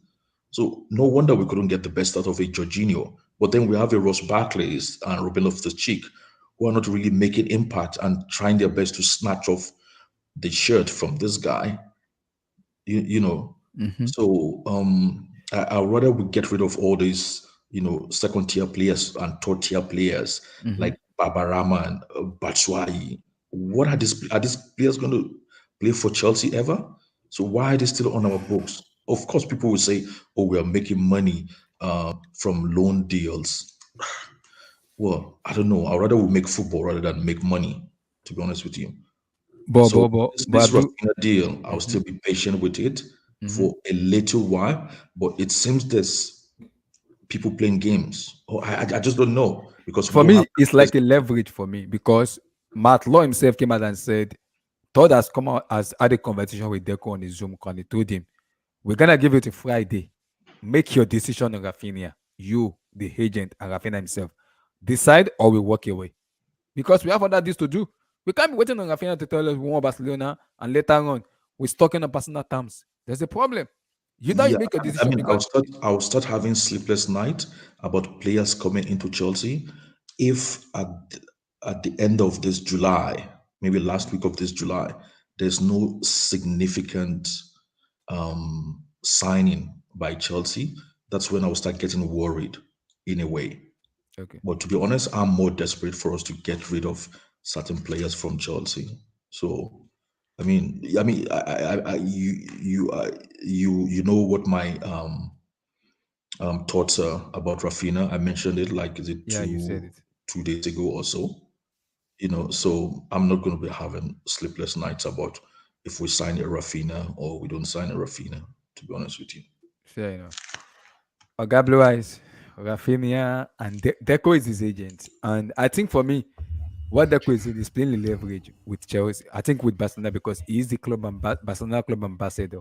And I think most reporters are saying because he's working for Barcelona and he's ambassador, so he has high leeway in terms of that. But what Todd has done is Todd has told Leeds United, yes, 60 million cash. Here be the money.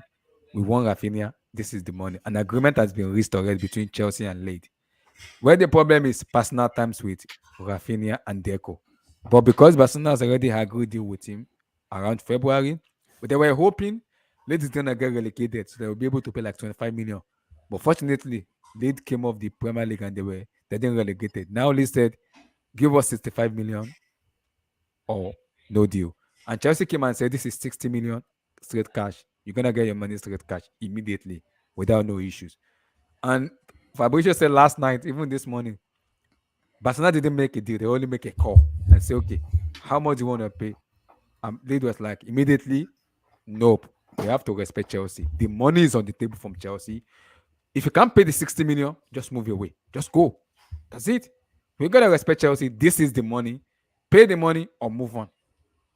So, your take on that? On Raphinha. Yeah. Do you think Deco is playing Chelsea like a leverage or what's going on with it? Because this has been a lot of issues that has been going on. I really don't understand Deco's play in this whole thing, to be honest with you. But either way, if he represents Barcelona, then he definitely has to represent Barcelona in this He's the deal. club ambassador. Yeah, so exactly, he has to represent Barcelona in this deal. But for Raphinha, he wasn't on my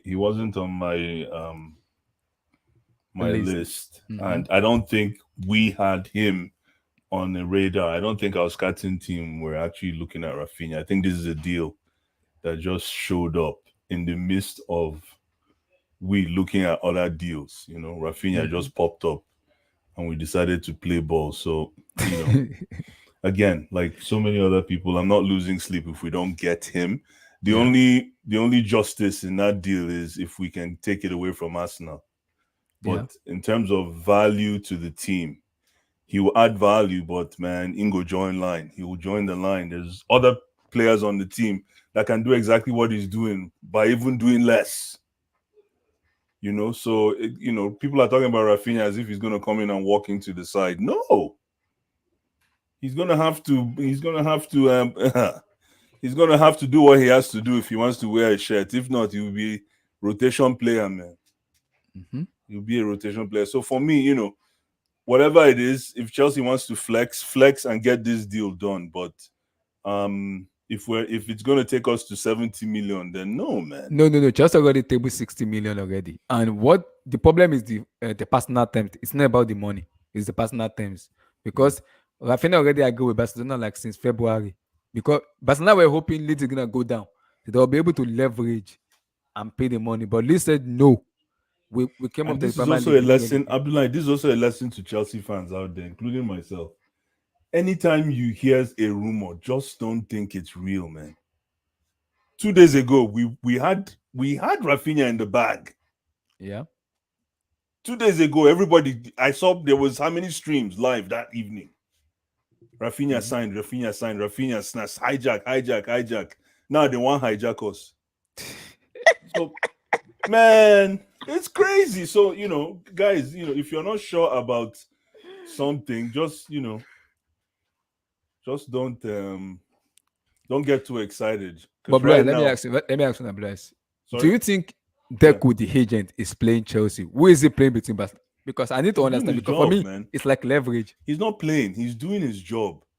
When you are a club ambassador for a badge, you have to do whatever it takes to represent the interest of the club at heart. He's doing his job. Barcelona are broke. They don't have money. Yeah, but if Barcelona lose out on this deal, then he hasn't done his job. He hasn't done his job. And listen, some of these deals are pride dependent. Some of these deals, sometimes you just do it not because the player is going to start. You just want to exercise muscle. You want to show that you can play ball. some of these deals. That's what we did with Willian. We didn't really have a place for Willian, but we just want show. If you remember that time we bought Willian, everywhere full. Yeah. There was no space. Willian had to basically break down walls to wear a shirt. Yeah. So, for this deal as well, Barcelona might say, you know what, if we're going to go broke just to make this deal happen, we need to flex muscle because big boys are playing. So there's so many variations to this story. But for me, the big picture for me is if we don't get him, I'm not losing sleep, man. If we get him, he'll be a great addition to the team. But if we get him, he should know that he's not walking into the team. He has to show himself and Yes, perform. yeah. I agree.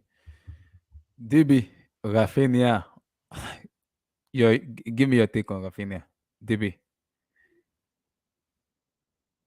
Well, hello, can you hear me? Yeah, we can hear you. So, I don't know at this point. I just hope that we get it done at this point, but it all depends on Barca at this point because if they can, because we know if they bid what we bid and it gets accepted, he's going to Barca. It's done. He's not going to come to us. He'll go to Barca straight away because he's agreed personal terms with them 4 months ago. So when you think of it like this, because people say that Barca Barca tried to hijack us, but when you think of it, we're basically hijacking them because they've already agreed personal terms 4 months ago. So Raphinha's been waiting 4 months since, hoping that he was going to go to Barca, but because they didn't get relegated, they're not going to get him for the money they wanted. But because we've came in late and we've put a bid in so high that Barcelona don't know if they can afford it. So he's going to be hoping that they can try figure out something so he can go to the club that he agreed personal terms with 4 months ago. So we're literally his second choice. So people complaining, saying that, we shouldn't sign Raphinha because he doesn't want to join us straight away. You need to remember that he's agreed personal terms with them 4 months ago. We won his first choice. We didn't offer him we haven't offered him anything yet because he agreed with them 4 months ago. So to people that complain that we think that we shouldn't sign because he's not all Chelsea, it's not his fault. We can't blame the player. We just have to wait. We just have to wait and see how this operates, see how it ends out, and then we'll see what happens. If Barca bid the money that we bid, he goes. If they don't, and he says, okay, they're not gonna come for me, I'm gonna go to Chelsea instead. Then we get him. So we shouldn't be like stressed about it. We just let it play on, see what happens. Yeah, fair enough. Oga NK, welcome to the stream. How is the sabbatical? Are you back fully right now, or I'm you're back. short time? I'm back. I'm back. It's good to be back. It's good to be back. It's good to be back, man. I hope you're doing well, Abdullahi, and my guys on the I'm stream, fine. man. I'm okay. Long time. NK, Raphinha, what is going on? Is Deco playing us? What is going on? First things first, sorry. Before we talk about Raphinha, Abdullahi, I have to get something off my chest. Go ahead. There was a centre back called Jules Koundé that I've been talking about from time to Lego. Some things have not changed, even though you've been gone for so long, bro. Don't worry. Blue Eyes, last season I said, is Koundé coming? Relax. But Raphinha, I can't. But to be honest, Raphinha, I like him. I'm not gonna say I love him. He's not Gareth Bale or anything like that, but I like him. But this deal is crazy because here's my issue with the deal, which is why I'm a bit annoyed. I can understand it because the agent has a job to do, which is satisfy his player. But it's annoying when the agent initiates sort of the contract. Chelsea agree a term, money's there on the table. All you have to do at that point then really is just sign the deal. So the fact that you're stalling is a bit long, but I get. It's unfortunate, but Chelsea fans gotta realize, unfortunately, and I saw Daniel T Twitter. There's a hierarchy in football, and unfortunately Barcelona still even at this sorry state, you know what I mean? Players are gonna want to go. That's just the bottom line. So I mean, I wouldn't blame Deco or anything like that. Like the guy previously said, Okay, David, yeah. Yeah, they agreed. They agreed personal terms because that's what happens Since now in February. transfers. Since February. That's what happens now in transfers. Before fees, even the player and the club talk first before the clubs even talk now. Mhm. So, and we were in a transfer embargo or what's it called, takeover, so we couldn't do anything. But even us, we were interested too for a while. Tuchel seems to love the guy. We'll talk about Tuchel's talent ID later because I think it's suspect. Very, very suspect. But Relax. you know, Raphinha Abdullahi, I think he's good. I think if he goes to Barcelona, hey, I think 60 mil or 55 mil is way too much for a guy like him. Me personally, that's just me. But and I'm hearing Richarlison for 60 mil. Jesus Christ of Of Nazareth, another one. Nazareth. Yep. No. It's a And Tottenham player already. no, It's a year yeah, ago. It's a done they confirmed. good luck to Tottenham. Tottenham are doing crazy things over there, so we'll see them. We'll see them next season. But I don't know. It just seems like there's no plan, Abdullahi. I'm very worried. I'm actually really worried because I thought Chelsea were like, oh, okay, we have a list. I keep on hearing hijacking. I like hijacks for one or two. You know what I mean, William was a nice hijack, but I shouldn't be hearing 2 or 3 hijackings in a window. That's a bit crazy. That's too crazy. But Abdullahi, I think if we don't get Raphinha, Dembele's there. So Richarlison for how much? Richarlison for 60 million. Are you serious? Yeah, 60. Yeah. Oh my god. It's crazy. These clubs, like the young Barcelona, have made profit on. Richarlison, Everton have made, and I thought Everton got fleeced as well by 60 million for Richarlison. Yeah, 60 million. Yeah. Yeah. Wow. It's Yeah, crazy, 60 million. but we move. Abdullahi. What I've said is we move. If we don't get Raphinha, hopefully we get Dembele. So that's okay. Yeah. So before I go to the Ousmane Dembele, Cole, are you doing, brother? What's going on? What's going on, brother? What's going on? Give me a quick take on Raphinha. I'm so happy you guys bought him. We have not bought and him he's yet. still in for Barca. Wait. We have not bought him yet. Relax. No. But let me be honest. Like, I'm just so happy. These Barcelona fans talk too much, and at some point they gotta calm down. I think this is a really good signing for Chelsea. He's skillful. He has that Brazilian flair. I think it's something that Chelsea need because they have a lot of direct players, but they don't have a dribbler. You get what I'm trying to say? Or like that kind of flair player. So yeah, he's a really, really good signing. It's someone that Bayern wanted to even sign too, but then we decided to keep Coleman. This was during when Coleman was asking for a contract extension. I think Todd Bowley is doing a really good job, and again, it kind of shows you that Chelsea, because you compare Chelsea to Barca and Arsenal right now, I think Chelsea is in a much better state than Barca and Arsenal. This is just how I see it. You know, like for example, Barca, they don't have the money to give Raphinha what he wants or even the wages, you see. And the same goes with Arsenal, you see. So man, it's tricky. It's very funny, but I'm just so happy, man. I just wanted to have a laugh at the Barca fans, man, when he he decided for Chelsea. Yeah. Fair enough. Relax. Fair enough. Relax. Easy. Sorry, Abdullahi, one more thing. Sorry. Okay. Mm-hmm. That line, Leeds want to respect the agreement with Chelsea. Do you know how wild that line is? Leeds and Chelsea rivalry there. Yeah. History's there. And they're saying this is our money. Boston have to put their bread up. But yeah, that's they put Matt Law said it this morning that thought that the conversation with the lead president told the lead president, this is a straight cash for 60 million. We're gonna pay it immediately. Fabrizio even said it on his YouTube account that why he believed the deal is already done deal with Chelsea is because what Chelsea offered lead, Barcelona would never offer lead, and would never offer lead in the football times in this year. That he has never even seen it in his entire life that what Todd Bowley did. That Todd Bowley told lead, this is a straight cash money. Boom. We're gonna pay Raphinha straight cash. No hard dons, no nothing. Abdullahi, yeah. There's something I always say, right? And I said it when the whole Erling Haaland deal was going on. I said, make them an offer they cannot refuse. Yep. So what Todd Bowley has done is said, look, fuck all this. Excuse me. screw all this stuff that of amortization and paying 25 million, 30 million. I'm going to give you cold hard cash. Yeah. I'm not going to do amortization. I'm not doing over 5 years. I'm not doing. You can record it in your books however you want to record it.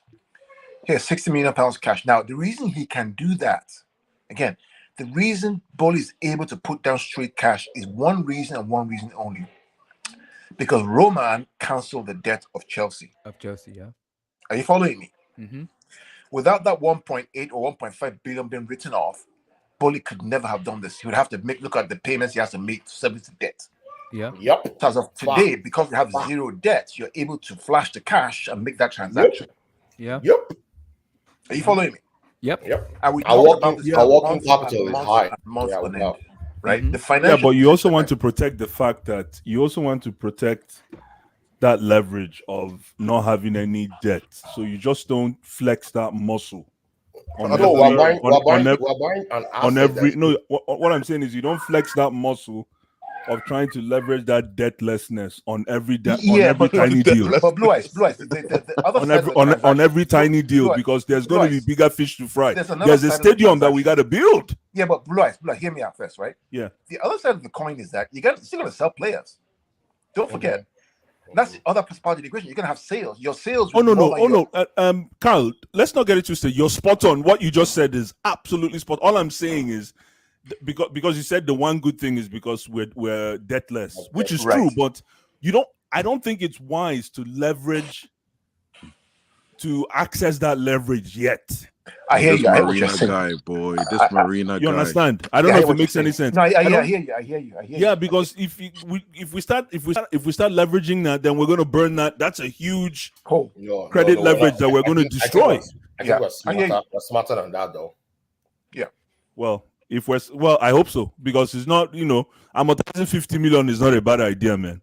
It's 5 million every year or 10 million every year. That's a good point too. It's highly efficient. Yeah. but you know why Todd Bowley came in all guns holding for this guy, right? You know the funny thing, it's because of this guy's high ceiling, right? This guy's ceiling. It was on this show. I remember like 3 weeks ago on this show, all of us talked about how the Lukaku transaction was going to happen on this show.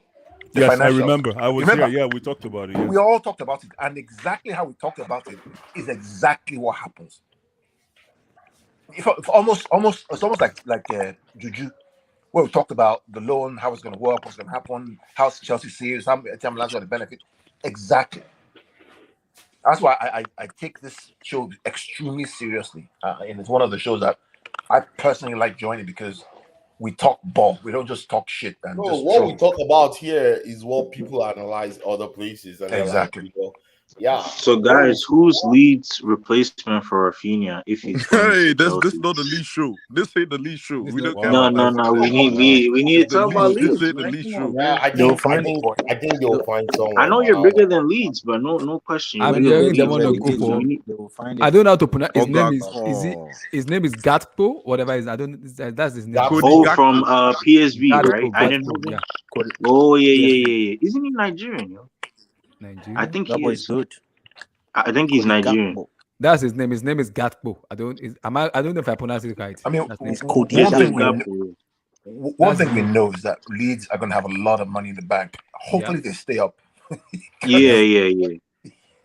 No, but I don't trust that coach, yo. Jesse Marsh, man. Nah, bro. That man is. He's decent. He's decent. It's okay. Yeah. He's okay. So, guys, I want to ask a serious question now. Let me come to Emi on this. Emi. Yeah. According to a Spanish reporter, this man here is a free agent. And this is where the problem, but this is where Barcelona are getting angry, right? But their fans are really getting angry on. Yeah. Please. Relax. If I see another Dembele stream, I'm gonna just jump out throughout one laptop right now, man. This will be the last time we talk about Dembele because this has to be the last time. Shakara don't go over. No more Shakara for this guy. So, I mean, this is why Barcelona fans are getting angry. Barcelona fans are like, Dembele wants. I knew they want an astronomical amount of money in terms of wages and everything. Barcelona said no. They pull out. They gave him 6.5 plus 1.5 add-ons. Musa Sissoko said, nope, that's too small for my agent. My client, he needs to get more money. But Barcelona was like, okay, if we don't want to get Dembele, we'll go for Raphinha. Since we believe we already have a personal terms agree with him since February, we can easily go for Raphinha. This is where the fans are getting angry with Laporte that why are you being brilliant and stupid? Well, you know you can't offer Dembele huge wages. Why are we spending our basket on Raphinha? Who we're gonna get? We broke. We don't have money. So why are we spending our entire energy on Raphinha instead of just spending on this guy by offering? We know at least offering him something that is gonna be willing to say, okay, let's go, let's come to a compromise and say, okay, we agree. Now Dembele is a free agent. Like he has because now Musa Sissoko was like, if you can't give us what we want, my client is not gonna play for your club. Go get a new player. So should I tell you one of the things I see as a factor?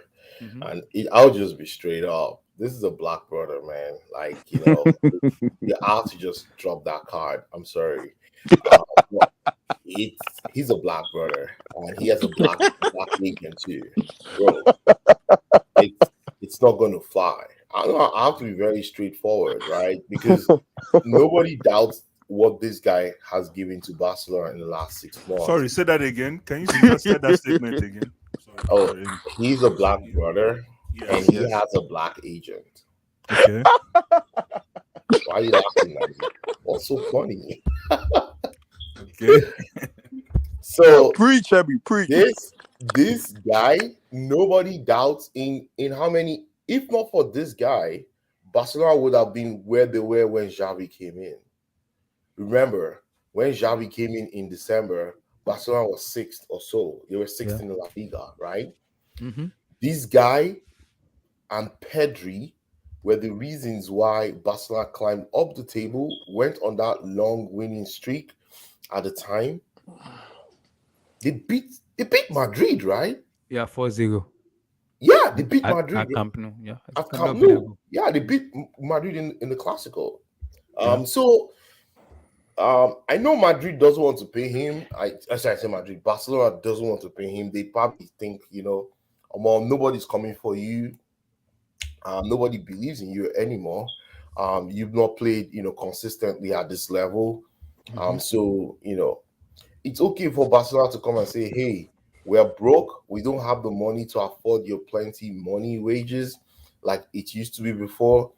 Come down to, this particular level, and let's see if you play consistently for 2 years, and let's see, and then we can actually give you something close to what you're talking about. This guy would have signed, but the problem is Barcelona cannot even sign this guy and register him. So if Barcelona even said, okay, this 6.5 million that we're talking to you about, right? We're going to register it tomorrow. They cannot. They cannot register Christensen. They cannot register Kessie. Right now, Barcelona's major priority, I'm sorry I'm making this a Barcelona show, but I just want to paint the context. Barcelona's major priority is Lewandowski. Yeah. And they don't have the money to buy Lewandowski from Bayern. Bayern has told them it's going to be 55 million or bust, right? If they don't bring 55 million. And currently, Lewandowski earns close to 300,000 pounds per week. Yeah. They don't have the salary cap to include these guys in their current roster. I don't know what's going on. But they must have money somewhere that we don't know. Maybe some drug money that they want to change. They cannot register most of these players. And that's where Dembele now comes. His contract has burnt out. Now, the thing is, what does this guy do? He's still a good footballer. Let me not lie, he's still good. If he keeps his consistency from at least the turn of this year, I see him, he's still a very good footballer that can make a difference. I don't know what Chelsea. I think Chelsea probably offered him a little above that 6.5. I think we offered him. Matt Law said Chelsea offered him 8.5 plus 1 million, 1.5 add-ons. Close to. Why is this dumbass? Why is he close to? I think Matt Law said close to 11. Why is he holding up the deal? Yeah. But the problem is Musa Sissoko wants to get an agent fee. Why Chelsea is not even putting an agent fee? I think that's what the problem is. Oh. So Musa Sissoko is demanding for an agent fee. Why Chelsea said no? Okay. No. Because that one is it was Tuchel is driving Dembele. Why thought Boli? Because he kind of a data man said, this man has been injured for so long. He only plays 6 more. But Tuchel said, I want this man in my team. This man is a difference maker. What? Give me Dembele, then you see what I can do with Dembele. So that was the reason Chelsea are a little bit laid back. I'm saying, okay, let's see what's gonna pounce But them. but Chelsea's offer, is he on the table or He's is on it the off? said it's on the table. If he's on the table, then what was he waiting for? Because Barcelona is not going to go higher than 6.5. Clearly. The only thing that might be keeping him in Barcelona is the sunshine. Apart from that, I don't know if there's anything else. Bro, you black man will kill. You can't relax. I think Dembele just needs to. Let me just drop one more line. I think Dembele just needs to just take what Chelsea gave him and run with it. Like call Bully or Tuchel tomorrow and say, hey, I'll take it. You guys and Sissoko just need to trash out a quick, quick deal. I think that's something that can go over the line. But the thing is, he wants to want to play for Chelsea though. This is when we're past this Lukaku situation has given us, has opened our eyes. When I saw the interview Lukaku did with Inter. Yeah, I will not forgive that boy. I will not forgive him. No, he's fine. Everybody's entitled to what they want to do. I rest my case. What you need to do as a player, is what you have to do. It's a short career. If that's what he wants to do, fantastic. Go ahead. But for this young dude here, who I believe still has some good football in his legs, for him, I'll take the Chelsea offer and run. It's more money. It's a good club. It's a club that is competing for stuff. Barcelona is not going to win anything in the next 5 years. I'm not joking. And it's fact. That's it for me. Carl, Ousmane Dembele is a free agent now. Well, you better if find you are a the club agent right now, away. what do you advise Dembele? What do you advise him? What's he waiting for? I don't know. It's time now. What is he waiting for? I mean, I don't understand all these kids, man. Seriously, I don't understand these kids. You're looking for a club that will win things. There's one in West London. Barcelona don't want you. Well, where are you going to go? Real Madrid, City, Liverpool? Where? I don't know. This is why maybe I should become an agent. I don't understand all these kids, man. Seriously. You're a free agent. By July 2nd, sign and move on. Start practicing and preparing for the next season. Simple. Raphinha, no, seriously. Raphinha, think about Raphinha. Chelsea have tabled a contract for you, a transfer fee for you. They're always competing for titles. They will compete for titles. You won't go Barcelona, work on that Xavi. Xavi no go beat Tuchel now, or Guardiola now, or Klopp now, or Ancelotti now. And what are we talking about here? Look at Ferran Torres. Ferran Torres, since he joined Barcelona, has not made one successful dribble since February. One. Eric Garcia has collected how many red cards and own goals since he joined? They're going to loan him out to Alaves or some shit. What are these kids thinking? Busquets is getting older and older. Can he play a high-pressing game? No. Frankie de Jong is going to end up leaving. They got Adama Traore and Aubameyang, right? Rejects from Arsenal and Wolves. Luke de Jong, who can't get a game at Barcelona. What are these kids thinking? Ansu Fati can't stay injury-free. Pedri is still a kid. Gavi, okay, is good, but then inexperienced. I don't know, man. Maybe I'm too old. Maybe I'm just an old guy. Baba, you're old. I don't understand. I don't understand these kids. I don't understand how these agents advise them, man. Yeah, it's because their agents are after their own pockets, not after their career. Yeah. I think these boys, and that's why you need to always evaluate your agent, right? Is your agent actually getting you to where you'll be successful? Black man will finish you. Is he taking you to where you'll be successful, or is he taking you to where he gets the most money? I see Musa Sissoko and Deco, who are young agents for that matter. These guys are still coming up the ranks, right? I mean, let's take an example. Okay, a very recent example of Sevilla. This is Sevilla and Diego Carlos. Sevilla are fourth in La Liga, Champions League football, right? Correct. Guy decides to join is it Aston Villa? Yeah. Diego Carlos, that's true. He signed for Aston Villa, right? Yeah. Yeah. Mm-hmm. Jeez, I can't believe that's where Diego Carlos ended. That boy is that's where he ended. Can you imagine? He's not going to he signed for money, I guess. sign for money in competition because he knows that if he goes to Villa and he performs, somebody's going to come after him. Yes. I think Someone will come after that's him. what he's looking at. 2 years time, he's going to probably go to a bigger club because he's still 24, 25. Proper agent. Uh-huh. I don't know, man. People like Dembele, you know what is killing Dembele? Is black man problem. Black man problem is killing Dembele. Black man problem. See, let me tell you, Elaborate. He believes he's better than what he's being evaluated at, right? Yeah. He sees himself as good as Mbappe. Brother, you're not Mbappe. You are not. You're not. Not yet. You might be, but you're even older than him. You know, Dembele is 25, going to be 26, right? Yeah. Bro, you're getting to your prime. You need to get your horses in the right track. If you're going to actually become who you want to be. Right now, how many trophies has he won? None. He won La Liga probably once or twice. In the hospital. In the hospital. He never played those games. Abdullahi, be respectful.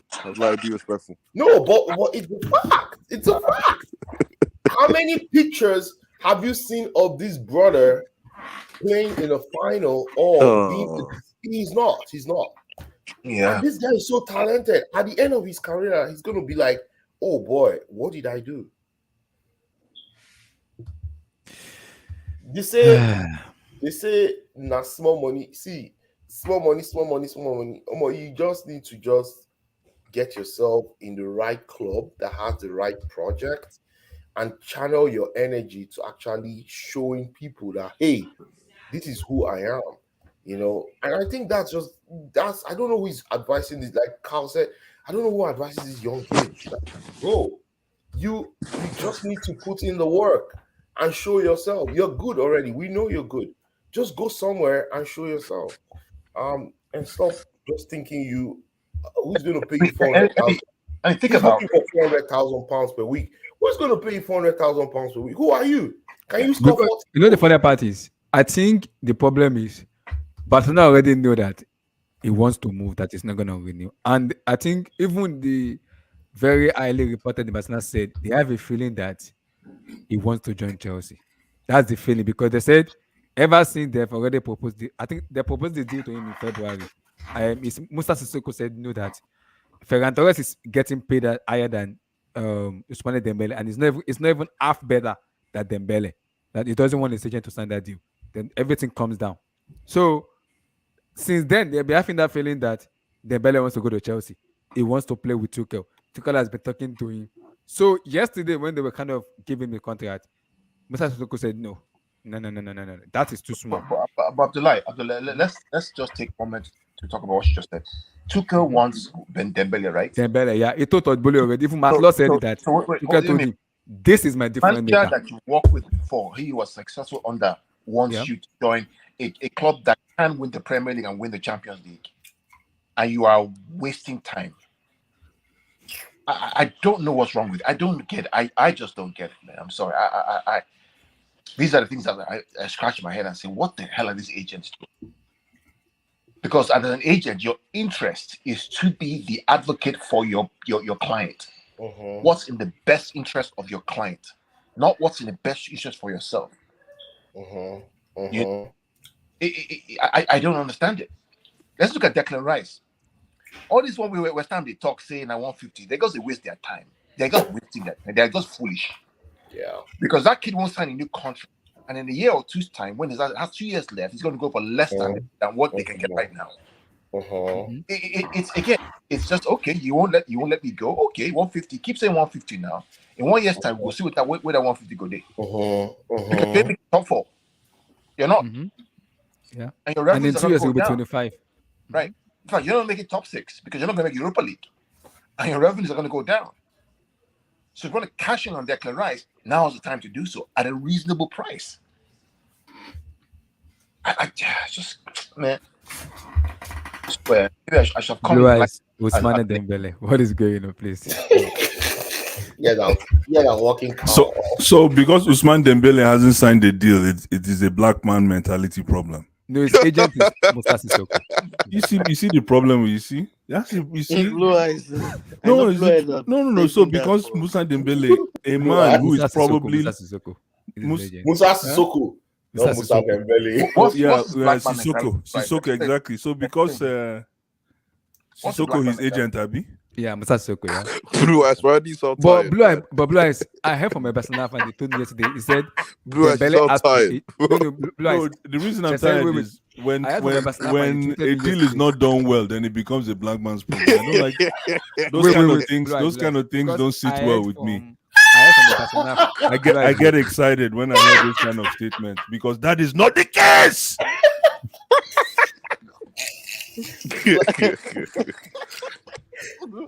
And that shouldn't be the case. Not because Blue things eyes are being bad, then all of a attacked. sudden because a black man's problem. What the hell does that mean? It is so predictable. It's such a predictable statement to make. Like I think we should start getting a little more creative, even if we want to yab ourselves. We should be a little more creative. And yeah, don't get me wrong, there is that endemic problem. Blue eyes. There is that exactly endemic is problem, and I'm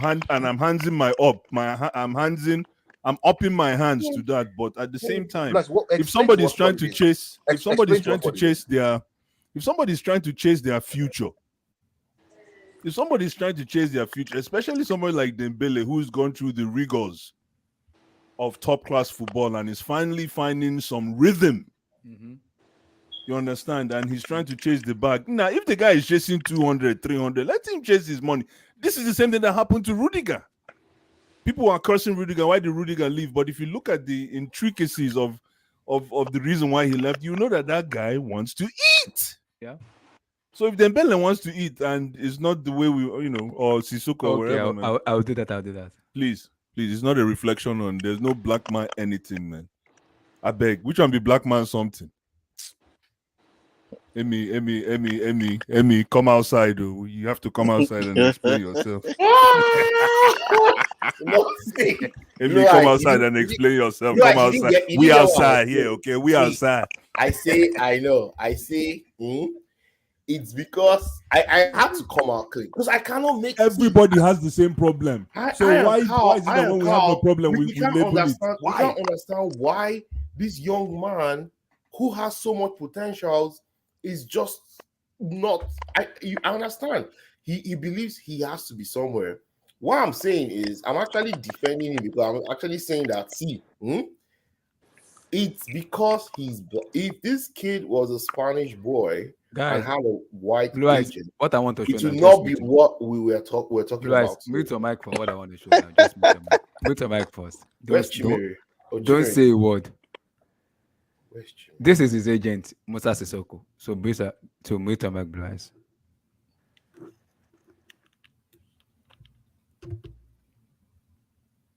See, that's good. Excellent. Instead of us to celebrate the young and up and coming brothers making it agency, we are looking at a black man problem, black man mentality. See the problem? No, it's Barcelona. You see what I'm trying to say? Instead of us to celebrate young boys, see young men. You want to throw them under the bus saying a black man mentality. You've labeled them already. See success, see money. Just looking at see boys where they grow. Yeah, not young boys now. I beg. Yeah. Guys, please. There's no problem. If somebody has a problem, let it be a personal problem. You cannot label it across. You can't paint it across any people. Yeah, but Blue Eyes, let me ask you a question. So why do you think he doesn't want to sign for any club so far? And nobody's coming for him. If you were his brother, what would you tell him? Wait for the last offer. Man, he has an agent, and this guy is going to have to push this. He's going to have to push this agenda till the end of the trade line. But his contract expired today, though. So there's no paycheck tomorrow, next week. Well, still, but he can eat. This guy's trying to make the right move. It doesn't mean he doesn't know what he's doing. Okay. You understand? It's like after I don't know anybody who watched the NBA finals. Jason Tatum, and I think it was game 4 against Miami press conference. After they lost, the commentators say, "Why? But you guys came close." Jason Tatum said, "Man, trust me, we don't do it purposely. We don't lose purposely. Trust me, we don't do it. It's not that because we decide to lose, that's why we lost. No, man. Some of these guys don't do it purposely. They just got to find the right deal. and he's at the cusp of his career. How old is he? 23, 24? 25. Just clocked 25 this year. 25 this year. Exactly, man. Exactly. Has he clocked 25? Yeah, yes. This year he clocked 25 this year. I thought it was 24 years. He clocked You mean 25 his this year. agent or be Dembele himself? Dembele. Okay. And you know the funny part? Either He way. just got married this year and he's become an adult, not even a young boy anymore. So his brain is a little bit okay, unlike before. Man. Let these guys make their decisions, man, and make their money whenever if it's time to make money. If they find trust me, when these guys get the right offer, they will take it. Trust me. Yeah. When the right offer is But you know the funny part? You know why Barcelona pull out? What? Barcelona said Musa Sissoko is demanding the wages of Kylian Mbappe. That was the reason they pulled out. Yeah, but you demand those wages because you want to meet. If you say you want 500, the reason you say you want 500 is because you're trying to get 380. Blue Eyes, 40 million a year. That's a ridiculous. Yeah, money. but everything is negotiable. I'm not sure Dembele demanded for 40 million. That's what Barcelona said. No, that's what he said. I think maybe that I don't know the real. That's real the reporter numbers. said. I'm hearing that he wants almost 400,000 a week. I don't know what that equates to. Oh, see what Albert but, said. but you know what Barcelona? Barcelona now did. Yeah, almost 400. Yeah, 350, 370.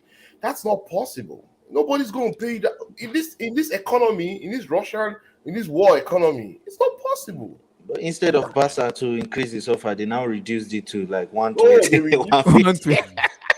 Okay, tell me that's not something. You actually say, it's not because it's a new guy. It's not why then? That's better. Even if you talk like that, you go even better. Thank you. Even if you code themselves, you go better. If you say that there are people, you just say they go reduce them. No, he will not reduce that money. Listen, if a guy like I said, if the guy make mistake, now him make mistake. No be all of us. Make your own mistake. You know that one day. That make your own mistake. But trust me, if he's looking for 350 to 370, the guy has a mission. He's on a mission. That mission, he's on a mission, man. He's on a mission. The guy want chop, man. King Black, Usman Dembele. Usman, my guy. In his mind, he wants to make Mbappe's money without playing football. Money on ICU bed. This guy is funny, man. Honestly, he should have just been. I would just advise like the agent, like just take a humble pie, like just relax, man. Just further this guy's career, like under a trusted coach. Ask what the system is and how it's going to be used. You understand all those ones. Then you can negotiate. Okay, after 2 seasons. Okay, if you play a certain game, your clause. Discuss the clause. Don't just back off everyone and just stick to 400. Like you've not been playing enough. No club will come. No club is going to come. No club is dumb. You have not been playing. You have not been playing. You just played between January and now, and you are demanding all this. How? Like, even Rudiger had to perform all season, like to Champions League level. Win Champions League. Even the game against Real Madrid in the Bernabeu this season, the second leg, you saw he was almost the man of the match in that game. Yeah. So then you can actually. Yeah, this guy have a bargaining. Yeah, he has not actually shown enough working to have that kind of bargaining power. You get for you to be commanding 350 to 370 pounds per week. You're looking at scoring at least 25 goals, 30 goals per season. He's not there. Yeah, at least 20 goals, 20 assists, and then we can talk. And guess what? You actually don't need if we're looking for 20 goals, 20 assists, then we need a striker. We just need he's a creator. He's more of a creator. His output that he needs to get to command 350, 370. That's that kind of output. You have to be like Salah. Salah is currently asking for 400k. Liverpool is stalling. Absolutely spot. Yeah, and guess what? Yeah. By January, Salah will be free to sign with anybody. And he's going to go look for that 400k somewhere. But Yeah. where's I know there's no justice in that, but at the same time, Callum Hudson-Odoi is making more money than Mane. No, not anymore. No, but before. as of last week. As of last week. Yeah. No, Callum Hudson-Odoi made 20,000 more. 20,000 times 12. No he made 20,000 more a month. No comment. Or a week, sorry. No, he makes Where is the justice in that? I think he makes so about 50 all I'm per week, saying so he is makes 600k per month. Sorry? And that's gross. You say what? I think Chelsea needs to. He makes 150 He's making per 250 week. in Bayern. Exactly, 120 or 150 a week. No, Yeah, 250 in Bayern. That's how much he's making now. Yeah. So I think Chelsea needs to kind of see this as a business opportunity. For me, if I was Todd Bowley, that's what I'm gonna do. It's a free transfer. Whatever the agent fee I can discuss. If I give you people £1 million, give your agent £1 million, you people will share it. It's okay. You can come. No, but some now Gary. what the thing is, because the 8 million is exclusive of agent fee. Yeah, no. Yes. All the Butler said 8.5 plus 1.5 add-ons, close to 2 Yeah, million. so the deal Barca offered is exclusive of agent fee. Chelsea's deal is exclusive of agent fee. So they've already told them, see, come, we are not giving your agent anything. Let's just discuss your package. And we give you 10 million total package, 11 million total package. This is where I said where the problem is, because I said, hey, if I was Musa Sissoko, what I'll be doing now is get on the phone with Todd Bowley and actually say, hey, we're ready to take your offer, but if you can actually negotiate an agent fee for me, as you know, based on my client is a free agent, Todd Bowley will come reasonable and say, okay, now will have two types of this package. If your client performs to where we think he will, in the first year, this is X amount. This is what I'll guarantee to pay you, and we can amortize it through the whole year, right? And this is just easy negotiating. Because at this point, your client does not have multiple offers. He only has 2 offers. One from the club he currently is, who don't even are prioritizing him anyway, are looking already for someone else, right? Yeah. And then 2 is this club that you have from a former coach who actually coached you and brought you to the limelight where everybody starts seeing your style. Why don't you go there and restart and re-kick your career with a coach that actually knows you? I agree, Sissoko is a stubborn agent, but the thing is, I don't like to call the color thing, but people will say, hey, bro, this is reasonable thing. But the thing is, the more he stalls, what if Chelsea pulls out tomorrow and say, you know what, we don't have any offer on the table again, we're taking it off? What will you do? You now have the choice to only be with Barcelona. And guess what? If this boy signs for Barcelona, they will show him Pepe. He better I think it might be controversial, but I think he needs to sack his agent. That's what you need to do. If I him out, that's his best. That's the best thing he can do. Yeah, because sometimes I'll be like, bro, you're not even fighting for me. You're fighting for yourself because you're stalling this deal that'll actually make us more money. Because at the end of the day, if this guy comes to Chelsea and performs and gets a contract extension, his agent will get more money, right? I think, is that not how it works? Yes. Yeah. So why why? Yeah, I don't understand. Albert, tell me. I expect the agent to actually be flying around, like to be going from clubs to clubs, discussing with people. But then I'm not sure he's doing it. That's what I said, Black. The problem why the agent not doing that, because they believe this guy is Mbappe. I don't know why they think so, but you're not Mbappe. You don't have the brand like Mbappe. And even if Todd Bowley is buying him, Todd Bowley is actually baking into say, we're just buying this guy maybe for the on-field stuff, because off the field, is he a big brand in France? I don't think so. But Raphinha is, I'm sure that's why Bowley dropped that £60 million. Raphinha is the up and coming star in Brazil. Is he? No, he's actually a brand. He's actually a brand. He looks from his Raphinha by looks, himself is from a his brand. body. Yeah, Come on, So guys. Come on, guys. Really? it's Really? sellable. Yes, it's sellable. Raphinha is going to ball in this World Cup, and Hey, his brand is going to only increase. Emmy. Enke, Ousmane Dembele. We are talk now. You know what? I actually feel bad for Dembele because I feel like he's in a tight situation based on what I know. Because let's look at it this way, right? And I'll even use Chelsea players to make it easier. Do you guys know Milan Sar's on 100K a week? I know that. I saw it. And the question is how?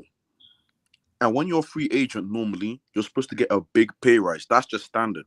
Yeah. Like you're supposed to get a huge pay rise, not more so than what you're worth. There's a reason why Mendy is on 35K and Malang Sarr is on 100K.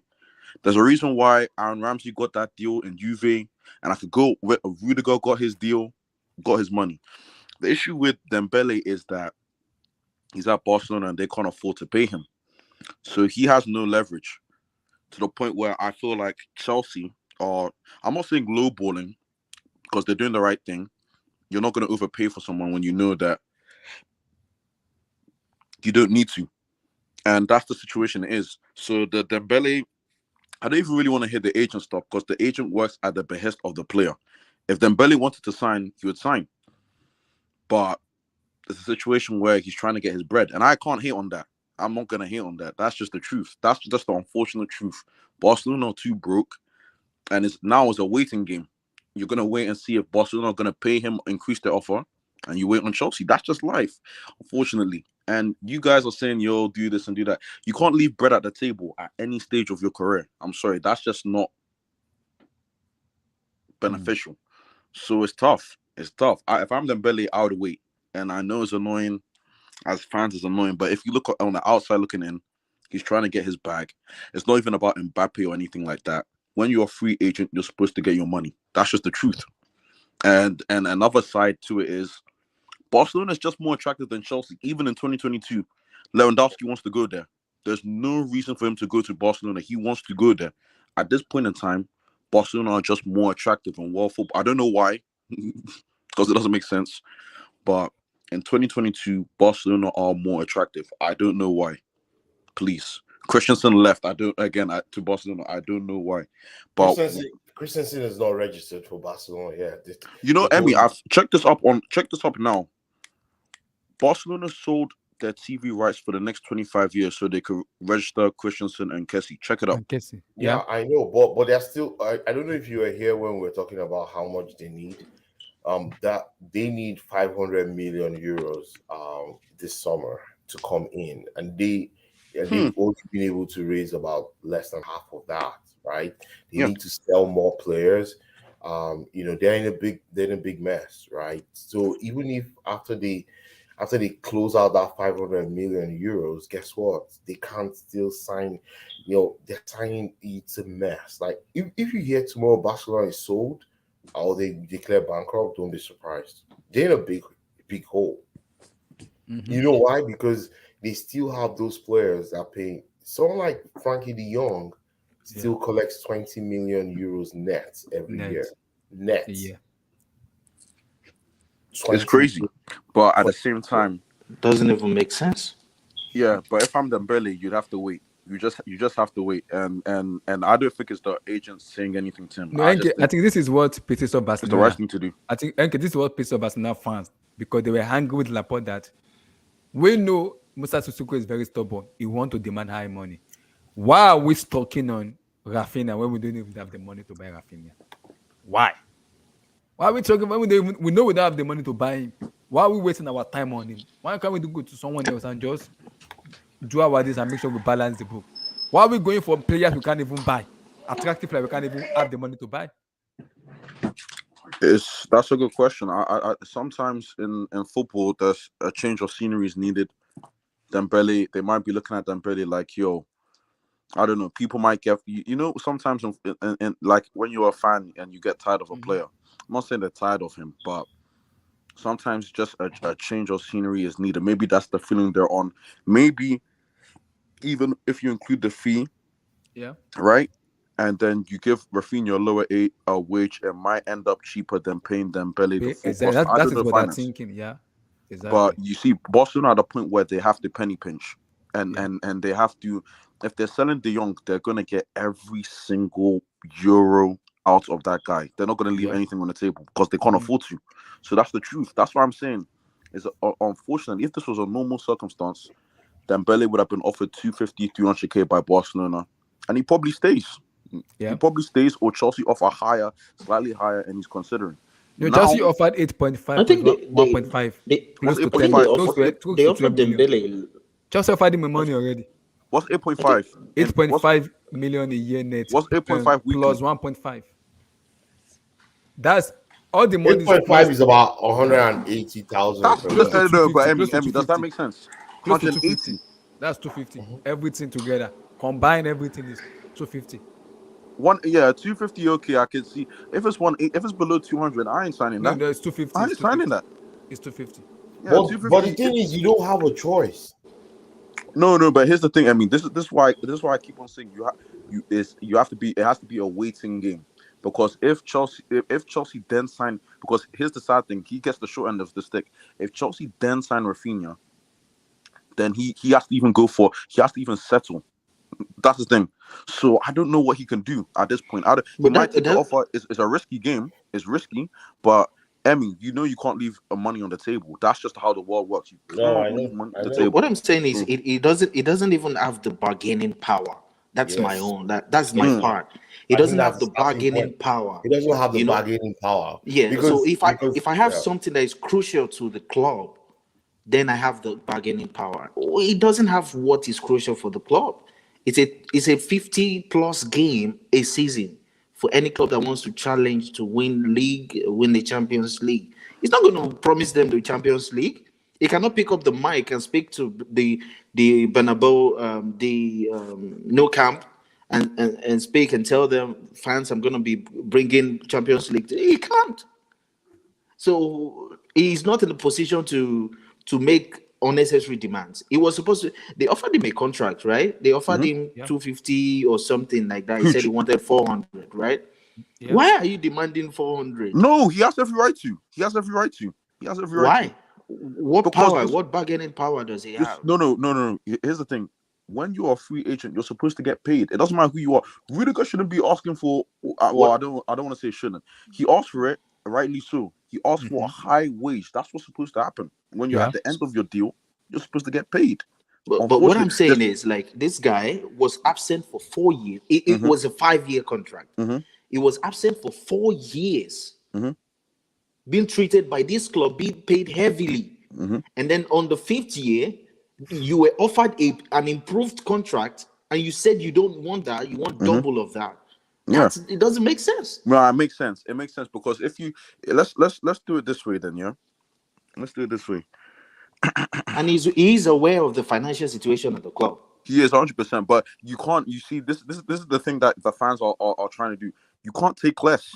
You can't take less because something's of. John Terry was ready to leave Chelsea Football Club. This is the thing people don't understand. John Terry was ready when it passed on contract and negotiations. There's no rules. This guy was ready to leave the club. Forget fans, forget sentiment, forget anything like that. He was ready to leave. Why? Because he wanted more money. That's the way the game goes. That's John Terry had the bargaining power. Mm-hmm. He's a legend for the club. Mm-hmm. He could hold the club for Mm-hmm. ransom. He could say, I give you this week in, week out for 5, 6, 7 years. He had the Mm-hmm. right. But this guy doesn't. That's what I'm Okay, saying. but here's the thing: if that was the case, why didn't they sell him in January then? Why? No club wanted to buy an injury-prone player. He No, wasn't even Chelsea, playing. Chelsea are here now. Chelsea are here now. Chelsea are here now. Yeah. Willing to give out money to the guy, injury prone or not injury prone. They're ready to Yeah. give out to the guy.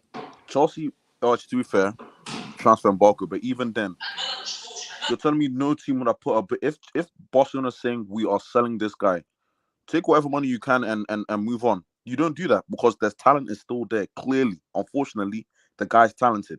That's the truth. So Yeah. you just gonna have to wait. That's unfortunate. You have to wait. You have to forego. And sometimes if you play your card too, your hand too heavily, you lose out. So we have to see. This is where the agent makes his money. Literally, this is where he makes his money.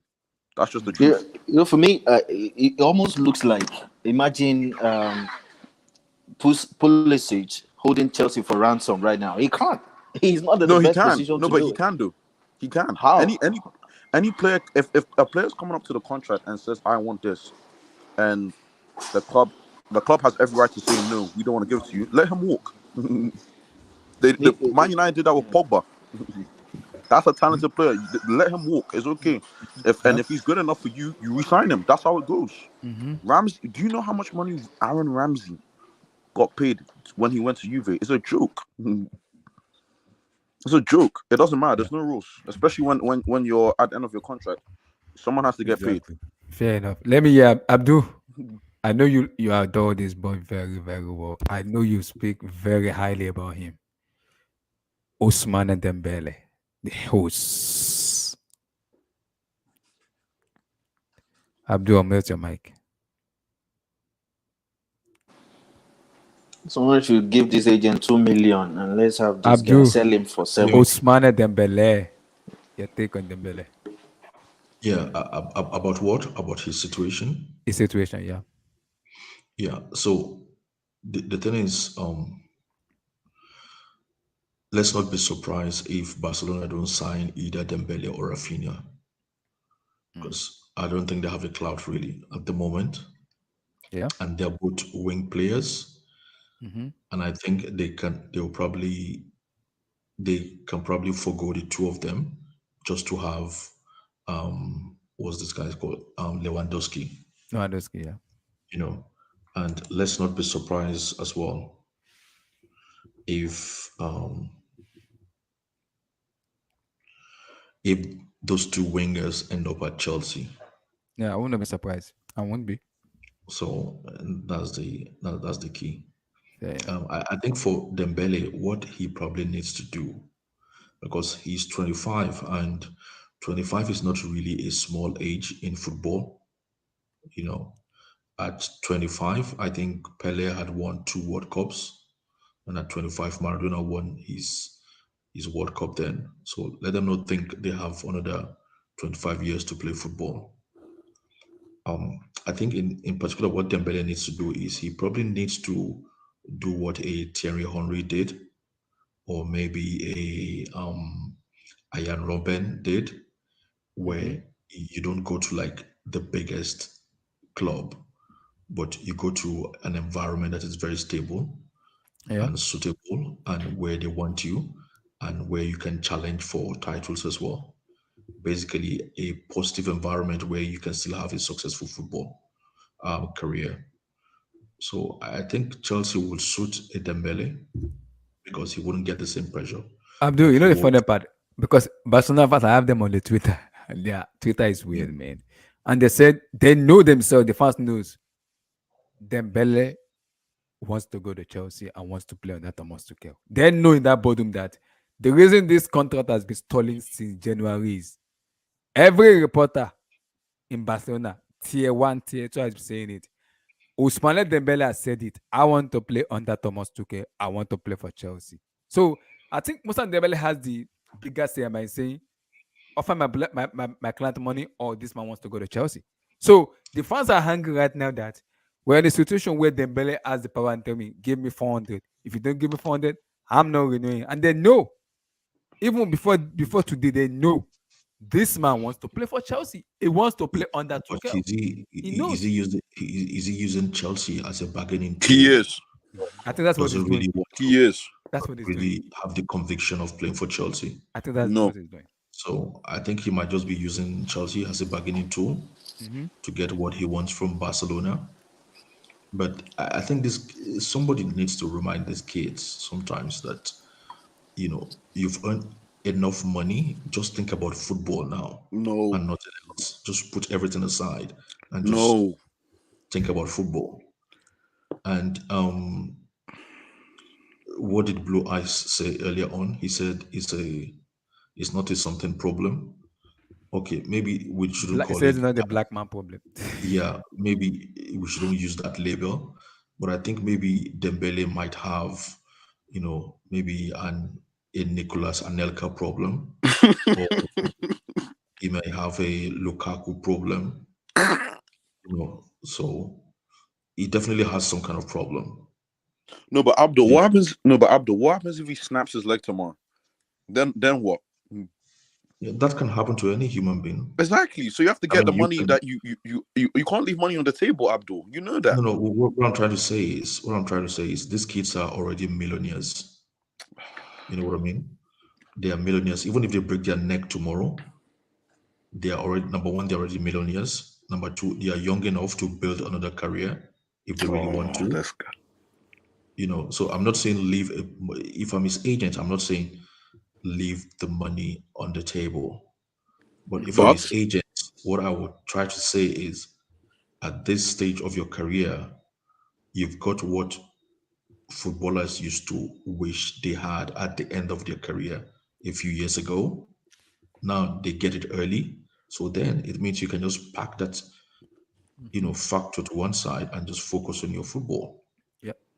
Either way, if he signs for Barcelona or signs for Chelsea, he's still not going to sign for peanuts, no matter how low or high Yeah. either club are planning to pay him. So he's still not going to sign for peanuts. So he has to. I think somebody mentioned it earlier on at the stream that, I mean, you're 25. Before you know it, you're going to be asking yourself, what have you done Is that for me? your career, in your career? Mhm. Already he's missed out of. I don't think he was part of the last.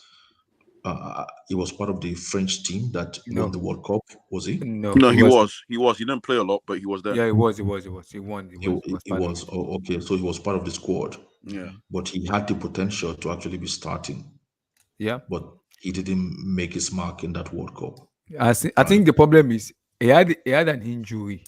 I think after the World Cup, and that was when the jump decided, no, I'm not gonna call him again.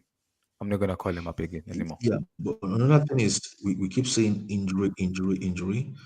Sometimes some of these injuries can be some of these players' fault. Yeah. Because if you look at some of the players that are being credited to be highly professional footballers, they are hardly out injured.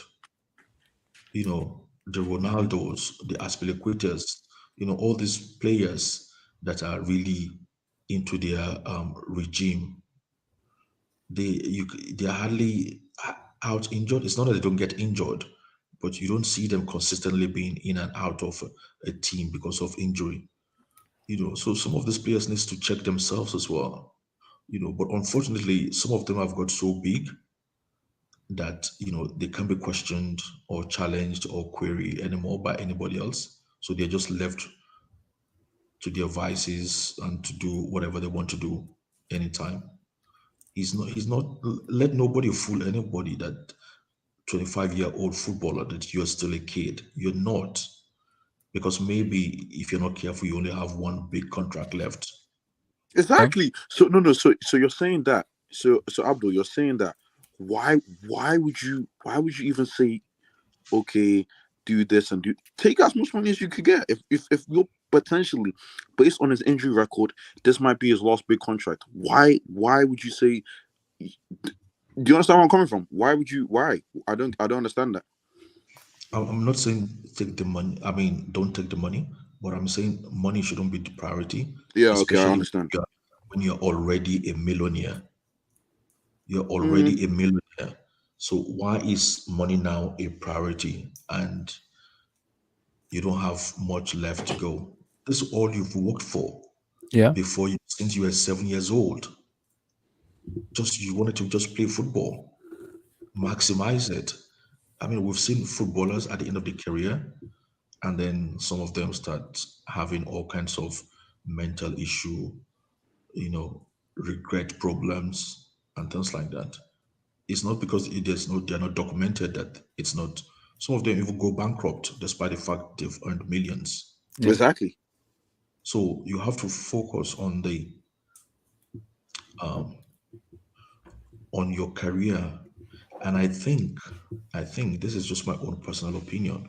Yeah. You see, some of these footballers, they are not financial experts. They should focus more actually in saving and keeping that money while they're still active in their career. After their career, then they can go and learn about investment and be active in investment. Some of them get distracted. They want to invest at the same time they are making that money, and they have all kinds of advisors around them, but they don't have the the they don't have the attention or the time to focus on the activities of the money. That's why a lot of them lose money while they're still active playing their sports. But any young person out there, I think she should just be obsessed about saving and keeping the money, Yeah. not investing the money. Because at that time, you don't have the skills to be investing in that kind of level with the money you acquire. But then you have all these people around them saying they should invest, they should do this and do that. And that's why a lot of them lose a lot of money, and a lot of them actually go bankrupt, or they discover then when they come out, they're not as rich as they thought they were. Mm-hmm. So this guy has to make football his priority. Yeah, but Abdul, here's my response to that question, because I remember we spoke about this a couple of streams back. JJ Okocha. Now, this guy, say what you want, one of the most skillful, talented, might not be the most effective, but definitely the most skillful players of all time. This guy put money first, and rightfully so. Rightfully so. You can't look at him sideways and say, maybe. You could ask the question of, did he fulfill his career? Maybe not, but he made the bread, and I remember you saying, was it? I don't want to say. I don't want to get the guy wrong. Was it a Mokachi that Yeah, was then a senior that Yeah. unfortunately he went through something where he had an injury or something and he lost out on a lot of money. You're seeing this and you're like, nah. I'm gonna maximize my this guy JJ went to I don't know if he was in Dubai, and I think it was in the Middle East, I don't know. But this guy, I think rightfully so, put the bag first. I can't look at him and say, yo, you should have done nah. And that's the way I look at it anyways. But But that's just me. the thing is, right? It's I mean, this is another field we can discuss all night. Yeah. But despite somebody like Amokachi getting injured and then he couldn't play football anymore, or he couldn't play professional football anymore, and then for whatever reason he got broke, right? Yeah. But I'll tell you something, it was football that initially got him to where he was. Yes. Yeah. It was football that made him friends with the Nigerian president of that time. It was football that made him have a lot of associates in high level, right? It wasn't the money he had. And that is what it was. It's football that is still sustaining him now. It is football that made him assistant to the national team coach to the 2013 Nations Cup and 2014 World Cup as an assistant coach. So it wasn't the money that he has that took him there. It was the football, And a lot of people had known him since he was like 17 years old. And I think he had this injury when he was like 25 or 26. Yeah. You get what I I mean? agree. So it wasn't the money that got him there, and it's still the football, right? I went to watch a friendly Nigerian played at Fulham Football Club with Italy in 2013 or Yeah, I 14. remember that year. I remember that year. Yeah, and I was at the stadium then, and when they got out of the bus, as each player was getting out of the bus, there were fans around the bus, and they were all hailing them with their nickname or their names. And when Amokachi came out the bus, the kind of row and the kind of hailing he got, you would think he was still playing. It's football that got him there. It wasn't the money he had, agree. Yeah, and but he's still. Yeah, but you can say that, but he's still actually. No, let's move on. Let's move on. Let's and move on. no. It's quite important because you never know who you might be discussing with tomorrow. You might have a relative that is playing football that you have to have a chat You're with. right. It's You're right. important, right? So another thing is we can say injury. That's why I love Kano and I try to use Kano as an example. Yeah.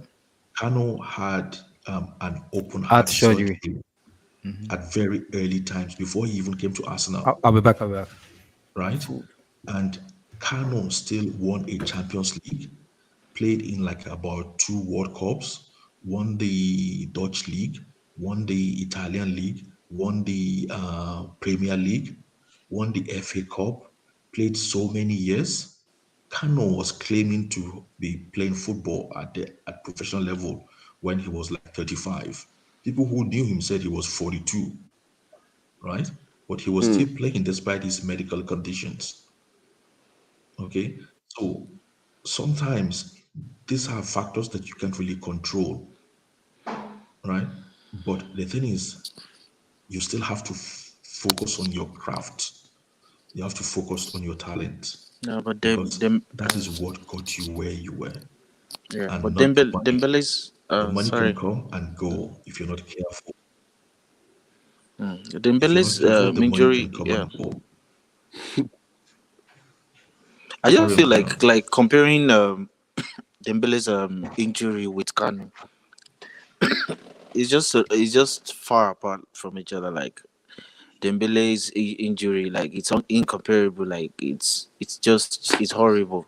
It's horrible. Like he's had injury all his life. Like since 19, every season, every 2 months, every month, every 3 months. Like it's horrible. Like you can't have that type of injury and have a great career. So like I understand what you mean anyway, but Dembele, No, like if I were him, like because we can talk about the Amokachis and Okochas, but I can attribute the likes of Okocha's decision and the rest to the type of agents they had. You know, Nah. Okay. I Okay. can Okay. like I can just attribute it to it. Like if he had a proper agent back then, I believe he would make better choices because he had like eyes were on him. Like it's not as if no one was seeing him, making moves from to Bolton and from Bolton going to like he could have made better choices if he had No, but very boss. very So very I don't know your top name. agents. So I King don't know your Black, name. I King don't know Black, your name. King So Black. forgive me. But Yes, sir. here's my question to you. Do you think he looks back and regrets any decision he makes? Because I don't get that impression that he regrets his career. That's me though. I don't No, look. I, no, he wouldn't. I'm not sure he would. I'm not mm, sure. No, I'm not sure he would. He put smile on a lot of Nigerians' faces and all. yeah, I think I that's don't, good, I and he don't made a lot of money. exactly. I don't think JJ will actually I think he just he doesn't show that he has regret from But his deep playing down, career But because we don't know deep down. But the yeah, thing is, I'm sure he will feel accomplished yeah, because he played professional football for a very long time. very long time. We all knew JJ in 1991. We just woke up one day and there was a news on the newspaper that there's this Nigerian kid that is so talented. He's one of the best. He's playing in the German league, blah, blah, blah, blah, blah, blah. And then they sort of like say further reports to follow in the next edition of the magazine. So we're all waiting. And then the following month, they came out with this picture of like this kid, because there was no internet then, of this Yep, kid like yep, in yep, yep. different colors playing for Eintracht Frankfurt in Germany, and he could do this and he could do that and he could do well, what? We'd never seen him. The closest we knew to JJ was his elder brother was actually had actually played for the national team Nothing. a few years before then. But he wasn't anything special, but he was just a good player. Yeah. So we all couldn't wait to see him. So he didn't even he hardly played in the local league. He only played a little bit, but he wasn't discovered in the local league. He was discovered when he was playing in Germany. So he played for so many years, So many and years. he was able to start playing when Nigerian professionals were still earning peanuts, up to the time where they started earning millions. So he had a long career. So I don't think JJ will have much regret in his playing. But as King said, you could tell that with the right agent, he could have, if it's money, he could have earned more. If it was profile, he could have grown a bit more. If it was status, because imagine when they took him to Bolton. Imagine somebody that taken him to Arsenal then. Oh Yeah. Yeah, my God. he was scoring Would free have been kicks. He Or was Real doing it. Madrid. or even Barcelona. Was doing Exactly, beats. and he didn't come from an obscure team.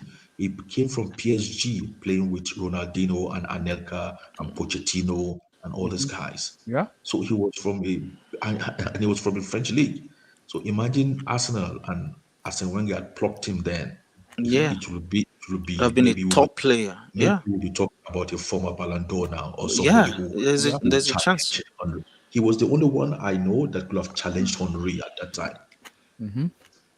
You That's know, that's what I'm saying. Like people like Dembele is still young. He still has the leverage. He still has the chance. Now he's playing for Barcelona, one of the biggest clubs in the world. Yeah. He needs to get himself. He needs to sort himself out, like agent wise. You cannot make the same mistake you've made in the past 3 years.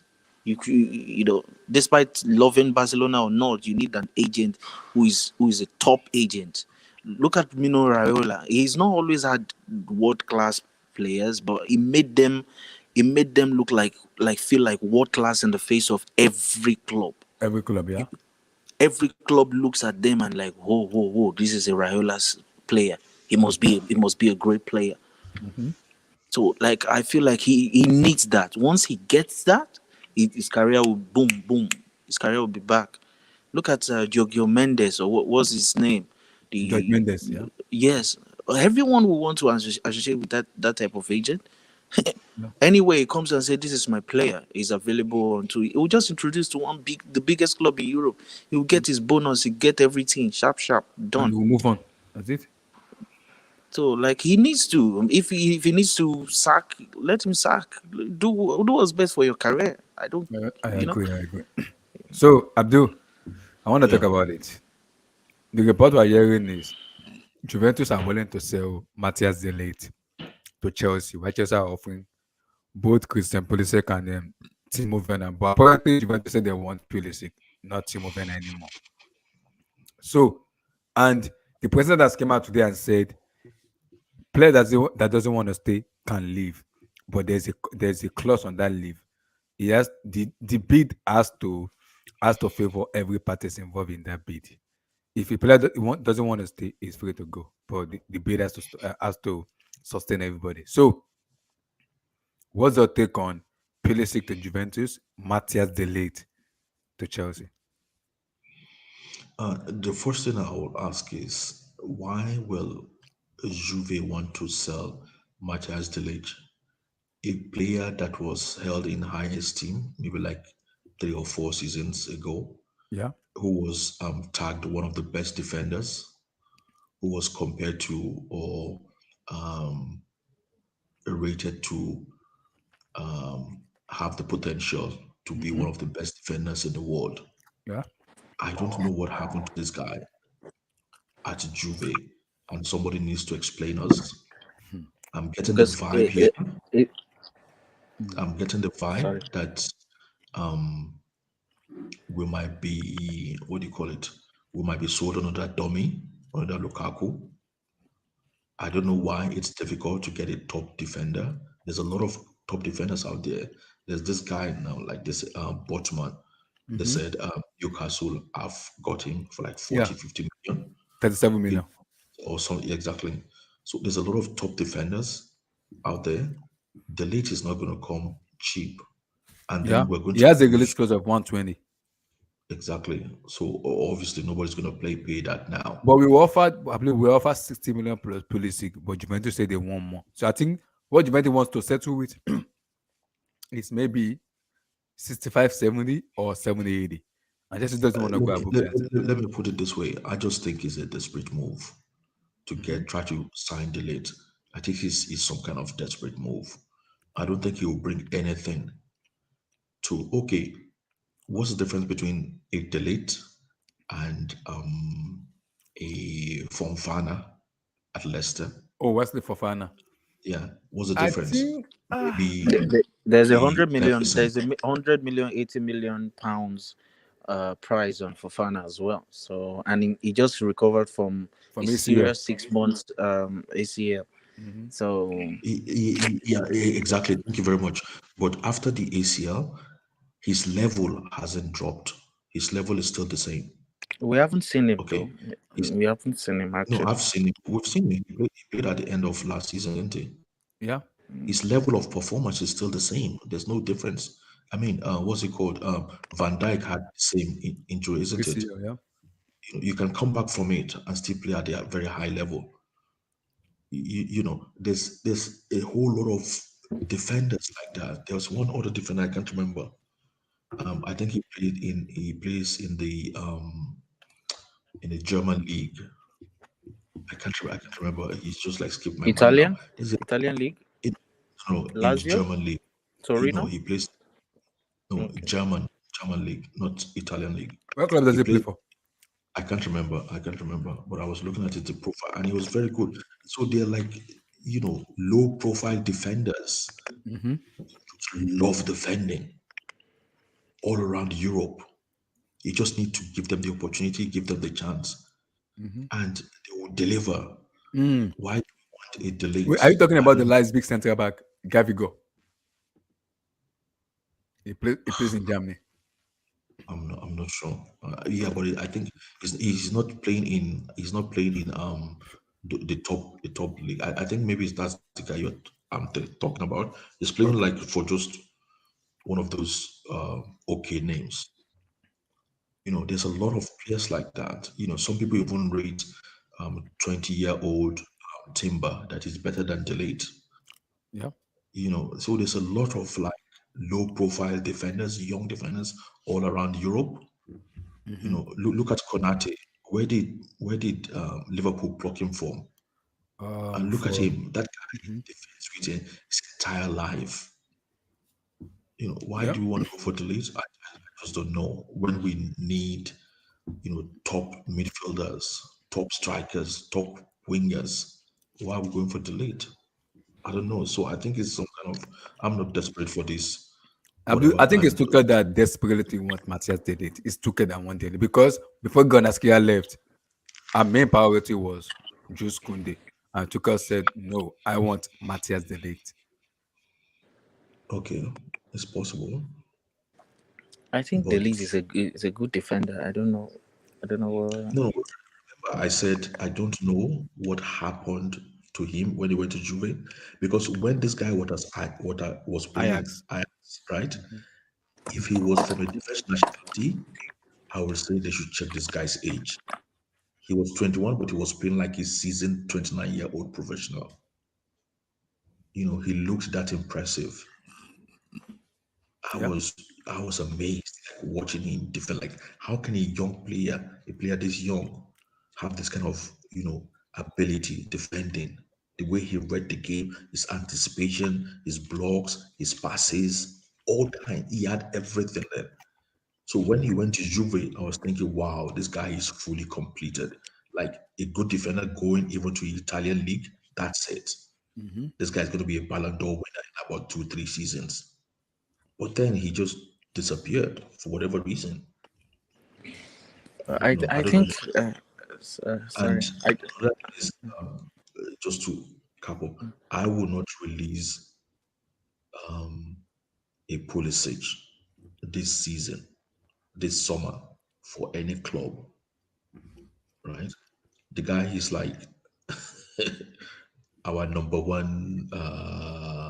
What do you call them? American endorsement. Exactly, American endorsement. Why am I going to sell him this? He's going to play enough. We're going to be having 5 substitutes in this new season, so he's going to have enough. The problem with Pulisic is, yes, he wants to play more minutes, but his family is putting pressure on Tuchel and telling them he needs to start. But Tuchel is telling his family, this guy cannot start for me because if he starts, he will get injured. So why do you expect me to take a risk on him when I know he's not going to even start matches? He will get injured. That's what I'm saying. He's going to play more this season because we're going to be having 5 substitutes this season, this new season. So he's going to play more. Yeah, he's definitely going to play more than last season. And to him, he needs to get his fitness up, right? And then number 2 is if his family want to take him away, they're only going to take him to a club lower than Chelsea, if that's what they want. He's not going to go from Chelsea to Real Madrid or Chelsea to PSG or Chelsea to a Man City, or Chelsea to Bayern. He's going to go Chelsea to a lower club. Maybe like from a Chelsea to maybe like a Roma, or maybe from a Chelsea to, I don't know, Monaco. It's not going to go higher. So they have to be careful, right? They should focus their energy on making him stronger and making him fitter to play for Chelsea consistently, not trying to pull him away from Chelsea. And if I was Chelsea, I wouldn't allow him at least for one more season. He's our number one endorsement. Yeah. It's a World Cup year. They allow 5 substitutes in the new season. Why does he want to go? Why would I allow him to go? But Abdul, you have to factor something into it. Is his family are the one pushing the move, not even Pulisic himself. His family are the one pushing the move. They said because they believe he deserves to start matches and play more minutes. But How? But how? the How are they problem also pushing? is the family is saying since Tuchel coached this man in Dortmund, he should be able to coach Pulisic to come back to his bed. But keep Tuchel always tell him in the press conference that Pulisic is not a starter. It doesn't start for me. And people ask me why. He said, if I start Pulisic 5 or 10 matches, he will get injured. I cannot trust Pulisic starting matches. It was better coming from the bench rather than starting from me. You know what? If I was Tuchel or any manager, I wouldn't even pay attention explaining myself to a family member. Because his family want the explanation. That is what I get. They want they're the one pushing that move, not even Pulisic himself. And they don't want explanation. They're just thinking of their Christmas presents. I'm sure they get nice Christmas presents, or their kids get nice Christmas presents from Pulisic, and they want their next Christmas present to be bigger, right? Or maybe they don't know anything about football, right? So if I was Tuchel or anybody, I wouldn't even bother myself really explaining myself to family members. Of course, they're gonna take the side of their own family. It's just like what do you call it? Harry Redknapp defending Frank Lampard. Am I going to take that serious when Chelsea is actually, you know, going down? You know what I mean? So Yeah. I wouldn't pay much attention to all these family members. You know, I don't think they. I don't think they really have a right to actually challenge the manager. You know what I mean? That's a Yeah. bit disrespectful to other players, really. If every family member comes on board and start challenging the manager, why is this not playing, or why is that, or why is whatever? But I'm surprised that Todd Bowley himself is even willing to do this. Because I believe it's in America. Americans and American should always stop the but he's the one that I was like, wow, I'm surprised. And that would be really surprising if he was doing it. Maybe he's had like maybe further discussion, or maybe he's agreed something with the family. No, Juventus said if they want to take the lead to Chelsea, they need a player, and that player is Pulisic. Even if they want to agree 60 million or 55 million, he has to be Pulisic, no player. Because Juventus also want him to. So there's, regardless of what they want, we want Christian Pulisic if we want to give you the Matthias Delete. So let me ask you a question: Does Pulisic start for Juventus? Yeah, he does. You think so? Yeah. Okay, maybe now that Dybala's left. They don't have a player like Pulisic profile in their team. Maybe Okay, and Federico Chiesa, but he's injured until November or December. So, okay, Chiesa is injured. Dybala's left. yeah, Labio Pogba is in. So maybe that's why they want Pulisic. Yeah. But that's fine. But if I'm Chelsea, I wouldn't I wouldn't allow Pulisic to leave. You know. But then if you get Raphinha and you Or get Dembele. Dembele Mm-hmm. together, Mm-hmm. and or maybe you get Raphinha and Raheem Sterling, Mm-hmm. then maybe Pulisic has to leave there. Mm-hmm. You know. But Abdul, remember, Akim Ziyech also is leaving for AC Milan. So remember that also. Exactly. So Ziyech is leaving. So I don't know. King Black. Pulisic delete, swap deal. I'd rather basically I'd rather swap Timo Werner actually for delete. But then I think at the end of the day, I don't think we're going to swap anyone for delete. I think we're going to pay big money for delete, about 70 M's or something around that. Chelsea doesn't want I to pay think that. it's Chelsea worth. doesn't want to pay that. No. Juve actually wants cash, 100 million, 105 or something like that. They don't want swap. They don't want a midfielder, and I don't think they want a striker because they have a lot of players in their books as Yeah, well. why They are they have saying they 9. want? Because the reporting they They have, want they Pulisic. have They want 9. Pulisic. I think it's not a true report. I think they either pick one of Pulisic or Werner. It's not they are not specific about Pulisic, but it's just more likely for them to choose Pulisic. But I don't think Chelsea will we allow Pulisic to be involved in the swap to get the lead. I think Chelsea would rather pay 75 million pounds direct because this guy had already placed a transfer request. He has already tendered a transfer request to Juventus. So already that gives us a little bit of leverage as well. Yeah. So, and he told them he was not going to sign a new contract, and he's pushing for a move. He's pushing for a move away from Juventus to Chelsea right now as we speak. So that automatically puts us in a better position. I don't think we should. If we have to swap anyone, let it be Timo Werner. Let's get that wage out of the books, 250, 270K. No. That needs to leave. If he needs to take a wage cut to Juventus, if he agrees, fine, fair enough. Bring in the lead. But I believe the lead is actually pissed off of his move to Juventus. That's why he's pushing for a move. And Juventus actually placing a big fee on him because they know his value. They know they are failing this guy. You cannot buy a player, a leader who has played in the top 4, who the whole world wanted. Everyone wanted the lead. You now bring him to a squad that has Cellini and Bonucci playing week in, week out, and 75 years of age. playing back three with Bonucci and Cellini, and with Cuadrado as your right back, and Sandro for like 9 years in the same club. So you can't have that and expect a 22-year-old or a 20-year-old to shine, to grow. You need to refresh the squad. Like, get a right back who is a right back, get a left back who is a left back. You understand? So I believe the whole Juventus team is just crap. Look at as soon as Bernardeschi or what's their name? As soon as they Bentancur left the club, as and soon as they left the club, good things began to befall them.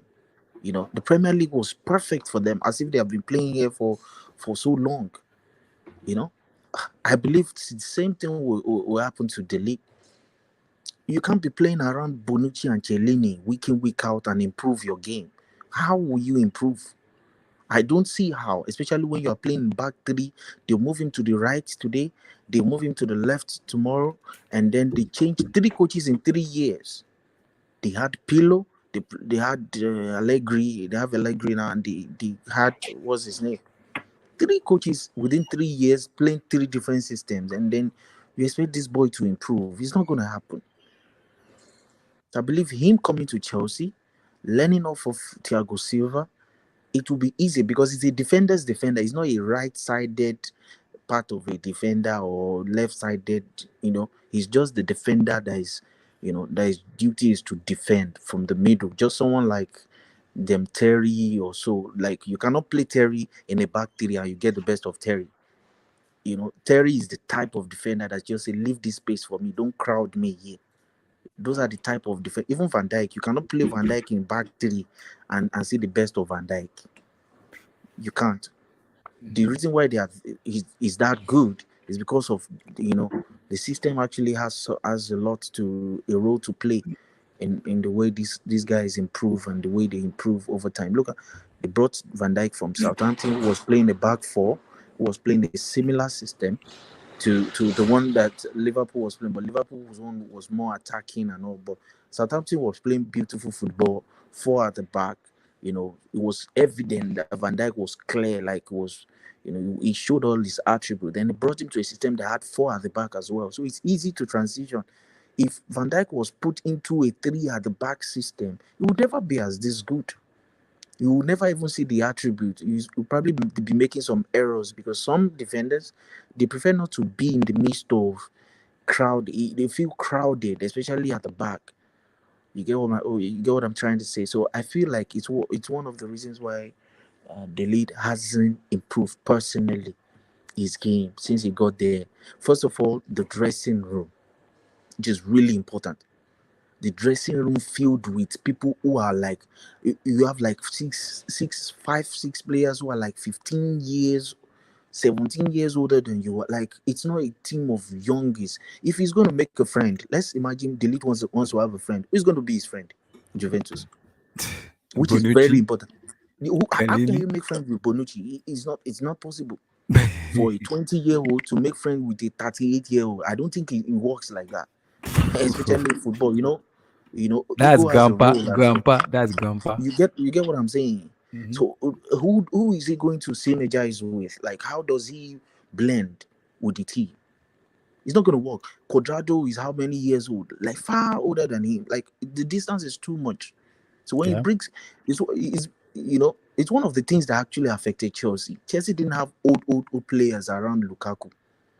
So when Lukaku came, he felt too big around them.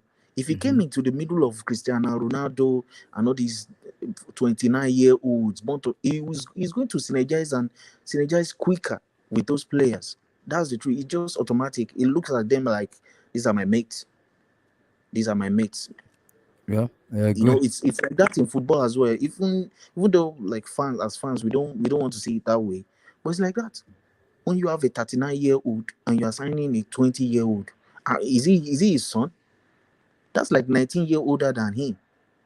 It doesn't make any sense. And you are pairing him together. How can he take advice from me? It's like taking advice from your father on the pitch. No, and you want me to be a leader? How do you want me to grow into my best? I believe it's part of the things that actually, and he needs to leave that club. And I'm loving the fact that he's pushing for the move. But then I don't think we are going to use Pulisic in the swap offer for him. But I think we Yeah. might get him. I want us to get But I don't Koulibaly want us to first. pay. I don't want us to pay ridiculous money for him. That's my fear. We might, because if Liverpool pay big money, everyone pays big money, big 75 for Van bucks. Dijk. Yes, we have to pay big money too. 75 is like 80 something million euros. We have to pay it. One day we still have to pay. If Koulibaly is 31 years, if we get him for 35, 40, that's like 30 something million pounds. So Yeah. if you can get a 31 year for 30 something million pounds, whether the fans like it or not, we need to pay a big box to have a 22-year-old. We'll give him like 6 years contract. Let him be here, or 7 years. Let him be here. Let him learn off Thiago Silva. Look at Yeah. how improved Chalobah, even Rudiger, Christensen. Look at how their ball playing abilities. Look at how it improved drastically when Thiago Silva came in. It was evident. The Evident. Yeah. calmness on the ball of Christensen, he just elevated a little bit, just a little bit higher. Look at Chalobah. He's never played first team football until he started playing with Thiago Silva. Look at his game. So I believe Cole will as well. If Cole gets a chance to play with Thiago Silva, especially watch him play in training, he's going to be like, wow. He's someone you want to learn from. You can't learn from Bonucci and Cellini. You're just going to be making last-minute tackle, getting red card, or getting reckless.